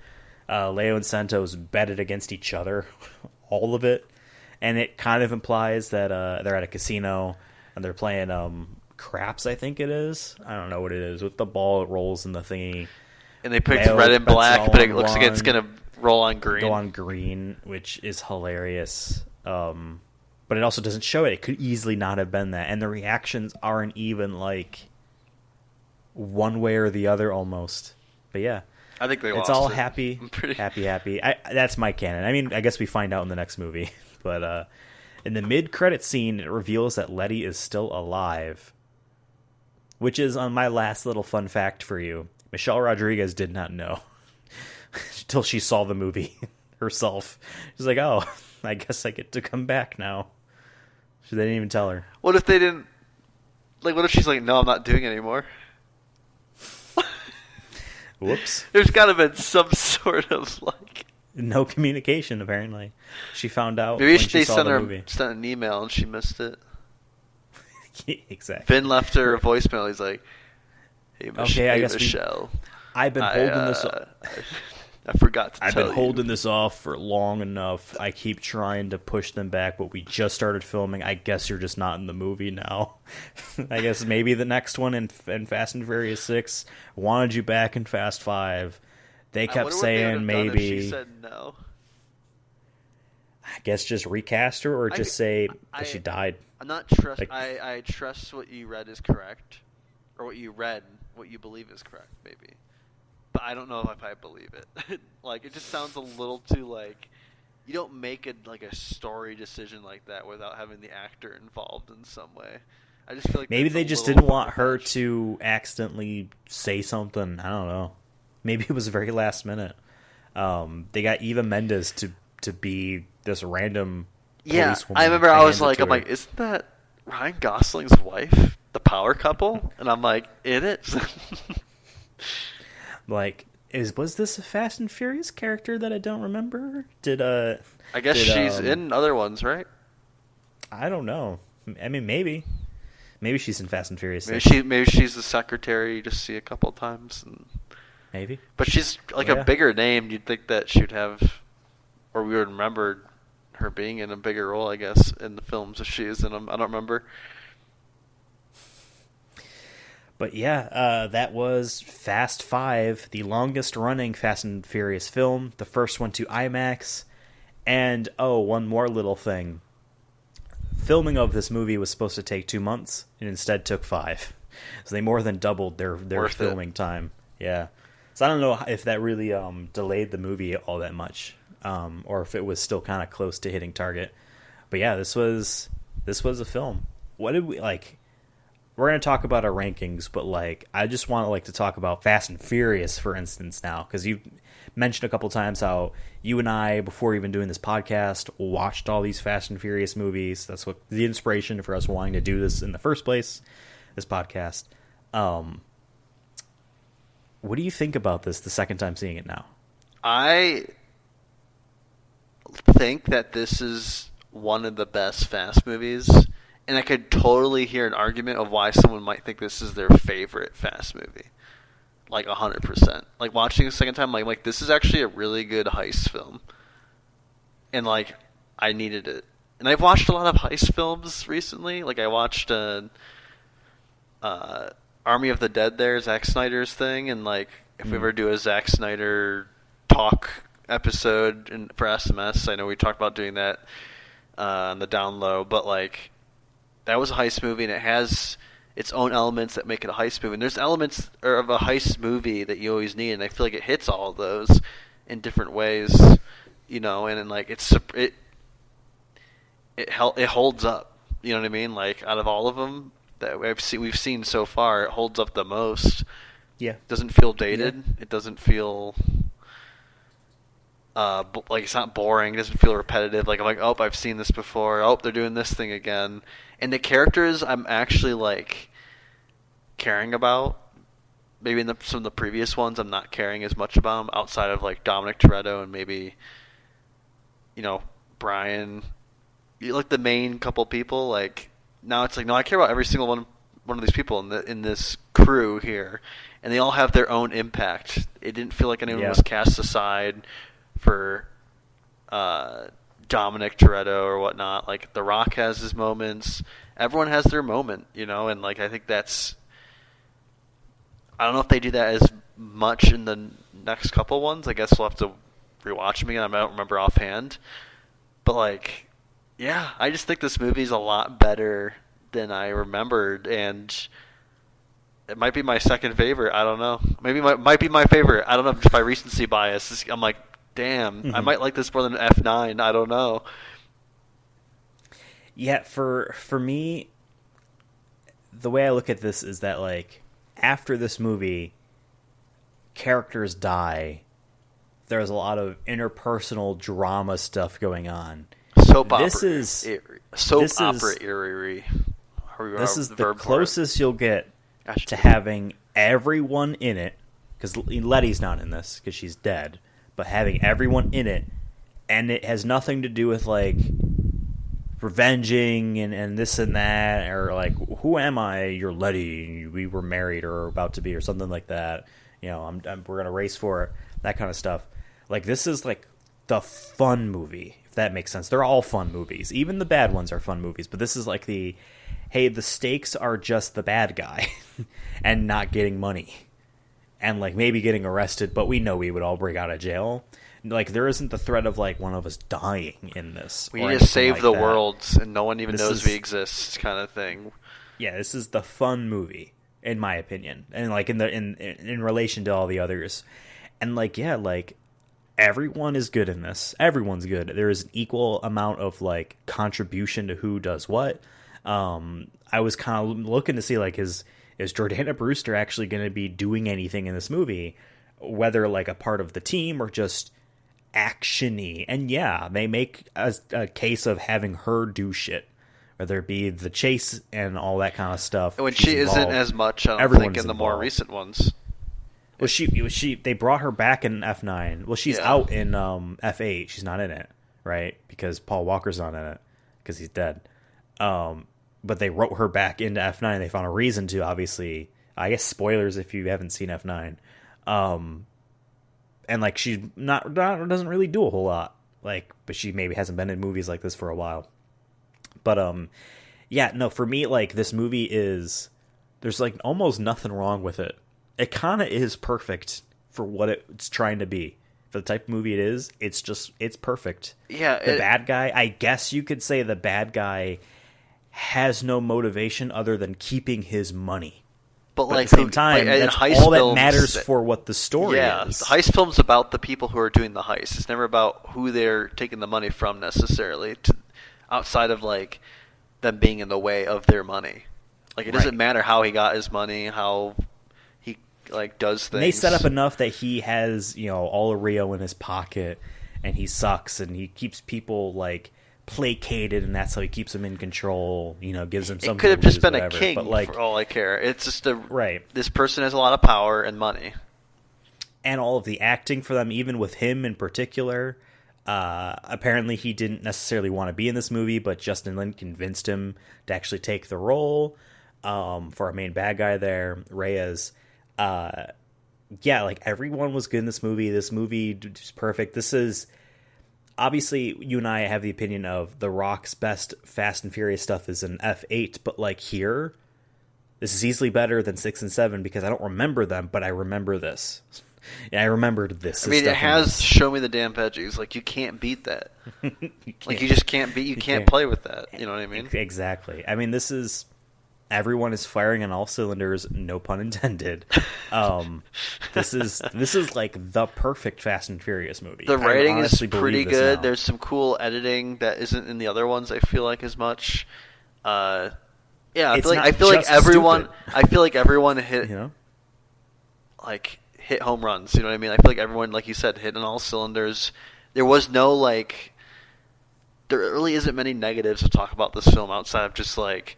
Maybe this scene could have been a little better. Yeah, very nitpicks. There's nothing like fundamentally wrong, I feel like. Maybe in the other ones, previous ones, definitely we could have that conversation.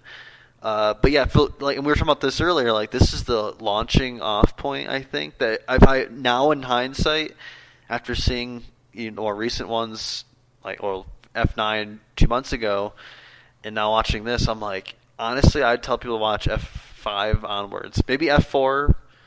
I don't think F4 is bad F4 to is see. the homework. F5 is where the fun begins. Yeah. And it's weird too.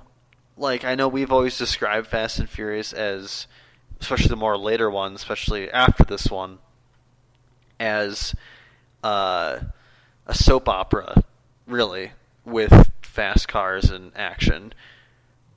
And they keep upping the ante every single one to the point where, like, at some point, I'm actually going to be glad they're ending at F10 because I don't know what else they can do. It feels like it plateaued. Yeah. Yeah. And honestly, this feels like it could have been its own standalone film to a certain extent. You know what I mean? Like, the first Fast and Furious movie, I kind of like because it's like... It's a classic. Yeah, it's like a Point Break film. Trying to be like Point Break. And I feel like this movie's like, we want this to be a heist film. That's our main intent. Or using Fast and Furious as the framework, though. Like, we're like, that's going to be their motive, is going to be a heist. Yeah.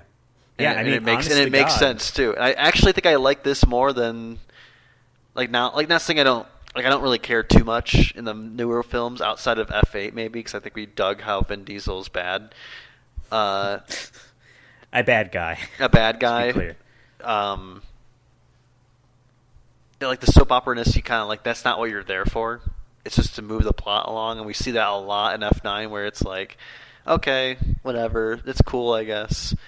But nothing like mind-blowing, or not mind-blowing, but just like nothing that's going to be maybe as memorable.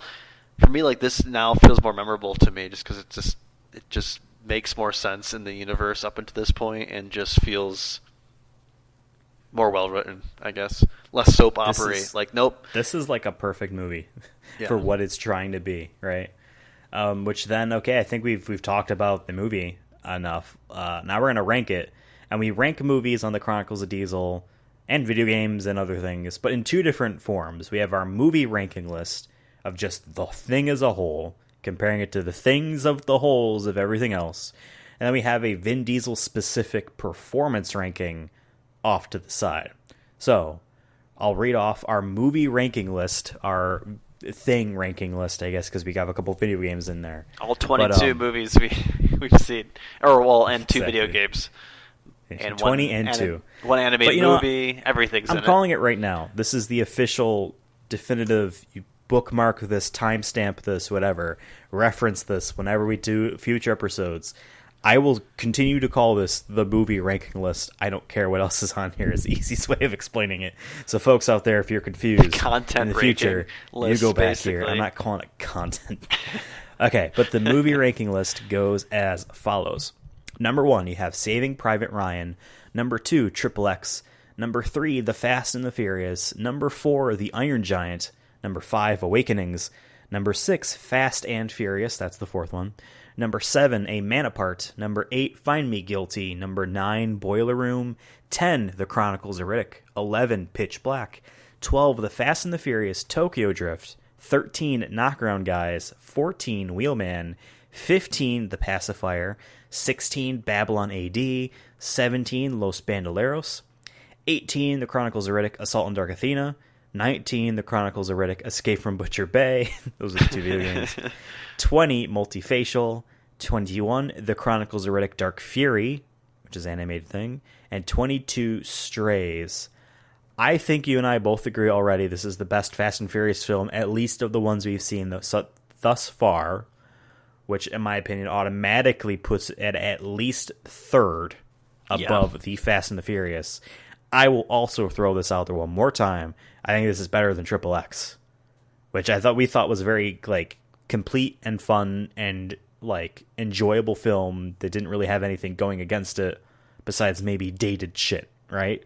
I think this is better than the movie. Do you agree or disagree with that? Yeah, Triple X is definitely like peak 2000, early 2000s film, almost late 90s vibes. And that movie was just a kind of a different taste of what Vin can bring. as well. But yeah, I think this is better than Triple X. I think just because it's much more polished. It did what it was trying to do. The fact that we can't really like think of any huge negatives for it besides nitpick plot stuff or whatnot, like everything still holds up. I love the practical effects in it. It just looks good. I think we can watch this movie 10 years from now and it'll still look just as good. And it's fun to get a team together. It is. And once again, I think it's a movie that like I would watch again if someone was over. I'm like, oh, looking at my DVDs, like, oh, let's watch Fast Five. That's a good one. You know what I mean? Like, you don't have to know. You don't have to know anything, and I think you can enjoy this film. Honest to God, like, yes, this does work as a standalone movie. Straight and up, I think without the only any other changes. only other Fast movie I think you could say that for is the first one. Yeah, or well, I mean, maybe Tokyo the fourth Drift, one. I guess was supposed to be. Yeah, but I'm not going to recommend Tokyo Drift. You know. Yeah. So I would. Yeah, and then the question is it better than Saving Private Ryan? That is tough. That's where we get into the weeds, because then what do you look at? They work on different levels. They have different intents and purposes. And you can argue Ryan is a better story, but that's such like apples and oranges. It's tough. Steven Spielberg, honest I to think, God, is a much better director, much better storytelling in general. Saving Private Ryan's a little bit more original. There's been other heist movies, and I'm sure this movie... There's been other war movies, too. Yeah, but I Saving Private Ryan is, like, in terms of, like, the plot and whatnot, I think was pretty original. And yeah, having the angle of essentially a PR stunt by America to bring someone home to raise morale. Yeah. And, like, there's been... not saying, like, this makes Fast Five bad, but there's been other heist movies that might... be better. I haven't seen every single one. I might have done different things, but like this is the one that fit with the Fast and Furious universe. That's what I like about it.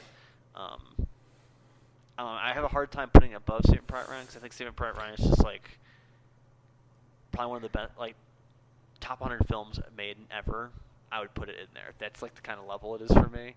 When Fast and you're 5, not going to immediately say that about Fast Five, though? No. I think. Wow. Like if you had to put this in the vault of humanity, I'd put Saving Private Ryan in. I think before. Whoa! Okay, if you're Fast putting 100 movies in a vault to reference the range of humanity, you're not going to put at least a Fast and Furious movie in there. Come on, I don't know. I would put Fast Five in a vault of 100 movies. There's a lot of other movies I think like historically. 99 other episodes more. of SpongeBob can go in there as well. No, I mean like. I think it's so tough because it's apples and oranges. What do you prefer? Here's my thing. Part of me just wants the chaos of moving the list around and just saying, hey, the thing that was on episode 3 is no longer number 1. You know what I mean? Yeah, that's I know what where you I'm mean. at. But no, and would we be changing it just to say that we changed it?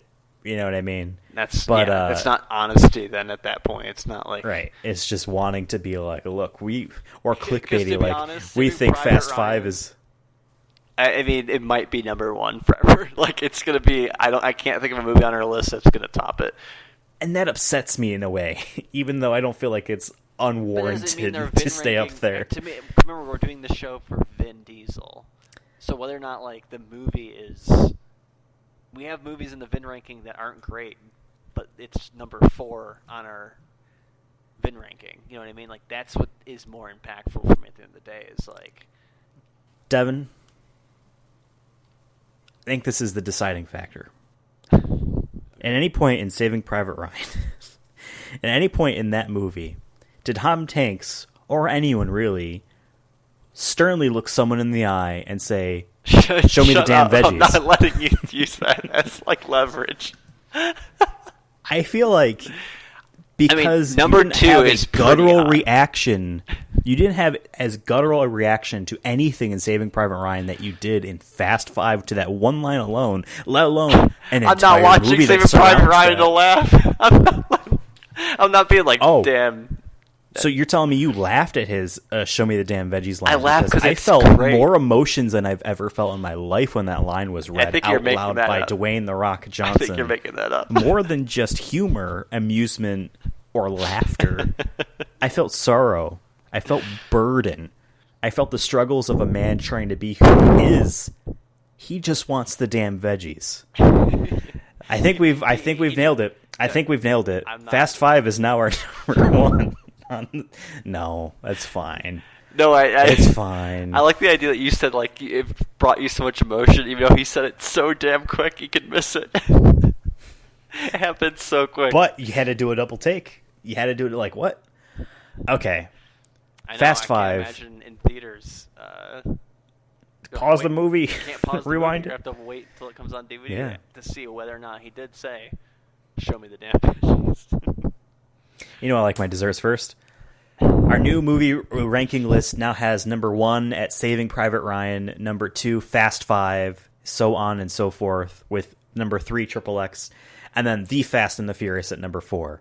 So 2 fast movies in our top 5. It'd be interesting to see if that stays. I think it might, but I don't know. Maybe the last. I don't want to do too much predicting.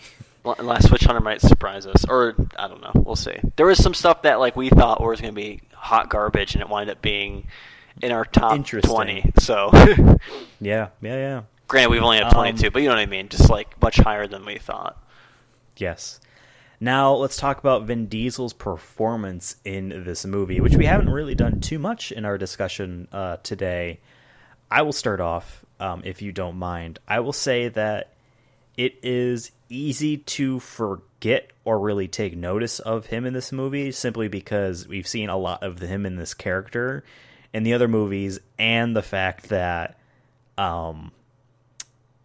there's more people in this movie, more good guys. This isn't all about Dominic Toretto.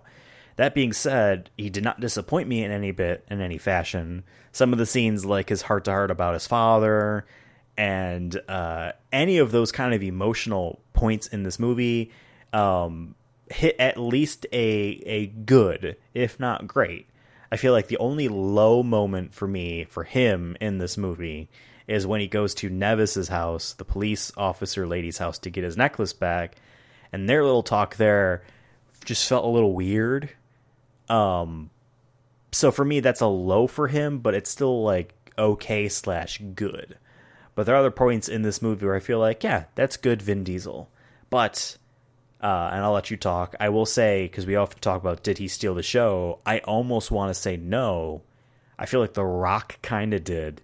And I feel like that takes away from Vin Diesel's like impact in this movie. So I don't know. What do you think? No, I generally agree with what you said. I really liked some of the scenes where he gets pissed. Vin Diesel is so good at being pissed off. And it's funny, like, doing VNN now for almost a year or whatever, that, like,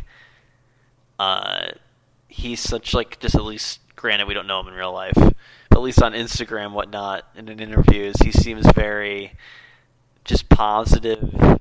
Mellow, but upbeat, and a good, like, just, he probably could talk to anybody, you know what I mean? And, like, his character is such, like, at moments could just be, like,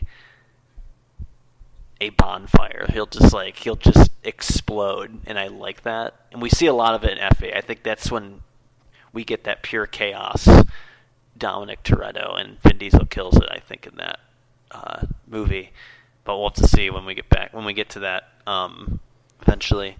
But yeah, I think he does good. But I think part of the reason maybe you forget about him too also is everyone else did good. I don't think anyone in this film had any bad execution of their lines. Maybe some of the lines are cheesy or whatnot, but like as a heist film, I feel like you need that kind of cheese in it anyways. And it was, at the very least, if like there was any cheesy line, you kind of just laugh at it in a good way and you keep moving on. You know what I mean? There's no like, man, that was a bad joke. You know what I mean? But like overall, like everyone I think just did a good or great job, hit on all cylinders. Everyone brought their A game and every time they had their scene, I think they did a good job, and I think that's what makes our movie ranking why it's so high. Yeah. So I don't think we want to gauge his performance too much, specifically on the fact that he didn't steal the show, because if he gets an A+, and everyone else gets an A+, that shouldn't hurt him, you know what I mean? I think, it's only more of a testament of, like, if everyone's an A+, and he still steals the show, if he's S rank, then that's like, all right, now you're on another level, buddy. Yeah, but like yeah, Triple X was. Like Triple X was that. The Fast and the Furious was that. Yes. But, yes. Yeah, I mean, Well, I think this is just a solid performance from him, but nothing like... Besides the one scene, I think, where he yells at Vince there, other than that, like, there was not any scenes that, like, blew me away, but, like, I didn't need him to, so... Yeah, because there's other avenues to get these kinds of things with all these characters in this movie, and eventually we start killing them all off, I guess. But, yeah, so our Vin Diesel performance ranking thus far is number 1, Triple X, number 2, The Fast and the Furious, number 3, Fast and Furious, which is the 4th one, number 4, Find Me Guilty, number 5, A Man Apart, number 6, The Pacifier, number 7, The Chronicles of Riddick, number 8, Babylon AD, number 9, Los Bandoleros, 10, Forget about Babylon. I forget about it. The more you forget about it, the better. 11, Multifacial, 12, Pitch Black, 13, Knockaround Guys, 14, Strays, 15, The Chronicles of Riddick, Dark Fury, 16, The Iron Giant, 17, Saving Private Ryan, 18, The Fast and the Furious, Tokyo Drift, 19, The Chronicles of Riddick, Assault on Dark Athena, 20, Wheelman, 21, The Chronicles of Riddick, Escape from Butcher Bay, and 22, Awakenings. I think, how Saving Private Ryan will forever be our number 1, Awakenings will forever be our number 2, and I'm just saying, you put Fast 5 at the top of movie rankings and the bottom of Vin Diesel, it's just upset these long-running places. No, I don't know. I'm let's start the this lowest. Is a top 10. Okay, I was going to say, let's do I least agree. Top 10. And I'm just saying that out loud without even looking at what the movies are. At least top 10. Boiler Room, is this better? Yes. Yeah. Los Bandoleros? Yes. Yeah. Babylon AD? Yes. Yeah. The Chronicles of Riddick? Yes. Yeah. The Pacifier? Yeah. Yeah. A Man Apart? That's tough, because A Man Apart, I think he showed more emotions, or at least his character was required to show more emotions. So Find Me Guilty? And then we have Fast 4 and Fast 1. No, I think the highest I can see it going. The highest I can see it going is 4th, but the lowest I think is 6th. It's so tough to gauge them between Find Me. I think Find Me Guilty was such a different thing from him that, like, it's hard for me to put it above that, because, like, we know what Dominic Toretto is at this point based off his past performances. He didn't blow us away, but he did what he had to do. He did a solid job. When I feel like Find Me Guilty, I know we liked because it was such a different character for him, you know what I mean? And I think he did a great job in that movie. So I feel like it's got to be below Find Me Guilty. Now the question is, for me, is it better for A Man Apart, for me personally? So we watched A Man Apart last year in December, so it's been a minute. But I definitely remember that movie being about him, losing it all, losing his wife or whatever, and like there's a lot of emotions that he showed, like, in that film, and the revenge aspect and all that stuff. I feel like that deserves a bit of an edge over Fast 5. Because there was emotion. There was did. Emotion in Fast 5, and I think he did a decent job at showing it. Like when Vince died, like, he was teary-eyed and whatnot. But I think he does a better job of portraying emotions in A Man Apart.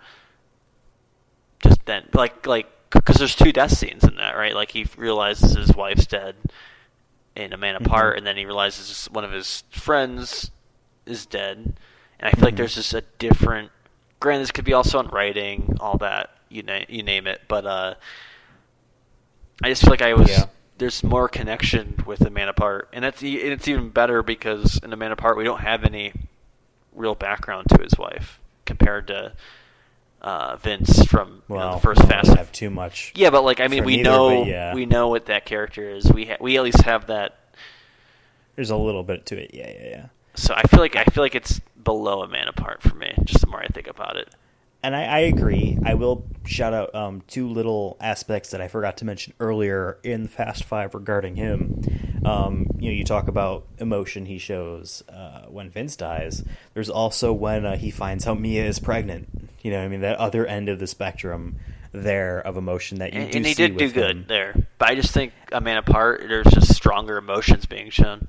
Yes, and just one more little part too. One of my favorite this is more of a Vin Diesel thing than I think Dominic Toretto. I feel like Vin couldn't hold this in. Very end of the movie, Rock lets them leave, and he says to them, "Dom, I'll be seeing you soon." And Vin Diesel, not even Dominic Toretto, but Vin Diesel says, "No, you won't." And he just has he's trying to suppress a smile. In there, you can tell. And I'm like, that is such a Vin Diesel thing. He's having fun in this scene. But I do agree. I think Fast Five is underneath A Man Apart for me as well, just because that movie was so centric about him, and this movie isn't. I mean, it is and it isn't. They're seeing more or sowing more seeds of his character in this movie. The payoffs aren't in this movie, though, so to speak. You know what I mean? For sure. I mean, obviously they're bringing Letty back. Like next Fast and Furious 6 might be a different story then, because he's talking to someone that he loves that he thought was dead, and he's trying to reconnect with someone that doesn't remember him. You know what I mean? So we'll see what happens in that. But this one, I feel comfortable putting Fast 5 at number 6 underneath A Man Apart. No, I agree with that. I think lock it in. Yeah. So above Fast 5 in our Vin Diesel performance ranking, I almost called it the Vin Diesel power ranking, but I guess it is too. Like sports. Power. It changes week by week. Exactly. Number 1, Triple X. Number 2, The Fast and the Furious. Number 3, Fast and Furious. Number 4, Find Me Guilty. Number 5, A Man Apart. And number 6, Fast 5. I want to say quickly that if people have trouble remembering, because we're now getting into the mid-20s worth of stuff, ranking that on our Twitter account, which you should follow at Sonic Movie Show. Usually, it's sometime in the month before the newest episode of Chronicles of Diesel goes up. We have our rankings on there, written out in a cool little graphic made by Ethan. So if that's easier, go to our Twitter account when you're listening to this episode. Towards the end of it, just go on our Twitter account, look in the past media there, and you'll see our rankings. So it should be easier for you to follow, because I know it's probably tough. I mean, I had the list in front of me, and it helps a lot as opposed to when Ethan just reads it out and I don't have the list up. So would recommend doing that. Yeah, for sure. You can always find them on our Twitter account. And I mean, and this next one will go up at some point after this episode as well. So you can reference that eventually at your leisure. But yeah, Fast 5 is number 2 on our movie ranking list, below Saving Private Ryan, and number 6 on our Vin Diesel performance ranking list. Pretty good. Devon shouted out our Twitter, so go ahead and follow that on Twitter at Sonic Movie Show. Follow me on Twitter, because you like me, at Ethan Absolutely. And follow Devon on Twitter just because, at Cursona Fun. The show airs every month, so next month we will be talking about a couple things here. So Vin Diesel's been in a lot of stuff. He's also been, I guess, as we've seen, executive producer on some things, whether he's actually has anything to do with them, like this movie, or like Hitman, where he has nothing to do with it besides just getting credit, I guess. Our next episode is going to be a little bit interesting and different. We have 2 things on that he is just not in, but he's a part of. We have a TV series called The Ropes. It is 18 episodes long. He wrote 2 of them and directed 15 of them. And then we also have a documentary that he was an executive producer of called A War Hero. So, I'm not sure quite how we're going to do this. I would say at the very least, watch A War Hero. Yeah. And then at the very, very least, watch the 2 episodes that he wrote in The Ropes. But I will probably make an effort to watch the entire series. I gotta find out where you could even get them. Yeah, I made sure to look it up, but I forget where exactly. But yes, take a look at those things. Honest to God, though, if you don't watch them for next episode, that's okay. You'll hear our reactions to it. But that'll be on October 1st, 1 month from today. So I hope you guys prepare, enjoy this podcast as much as you did. Oh, in November, we already have Fast. We already have Fast 6. Oh, yeah. And then right after that is Fast and Furious 6. So, I mean, hey, if the next episode's not for you, the one after will be. But then, yeah, that episode will be up 1 month from today. But every week, we also have an episode of the Sonic Movie Show coming up. Lots of cool stuff we have on the horizon. So stay tuned for that. It's on this podcast feed. So you're already listening, technically. Like and so just hit the next one. Yes. Show me the damn we'll see you next fucking time. veggies, bro. Show me the damn veggies. What is it with you? What do you got, a death wish or something? That's what it takes. I just want to race.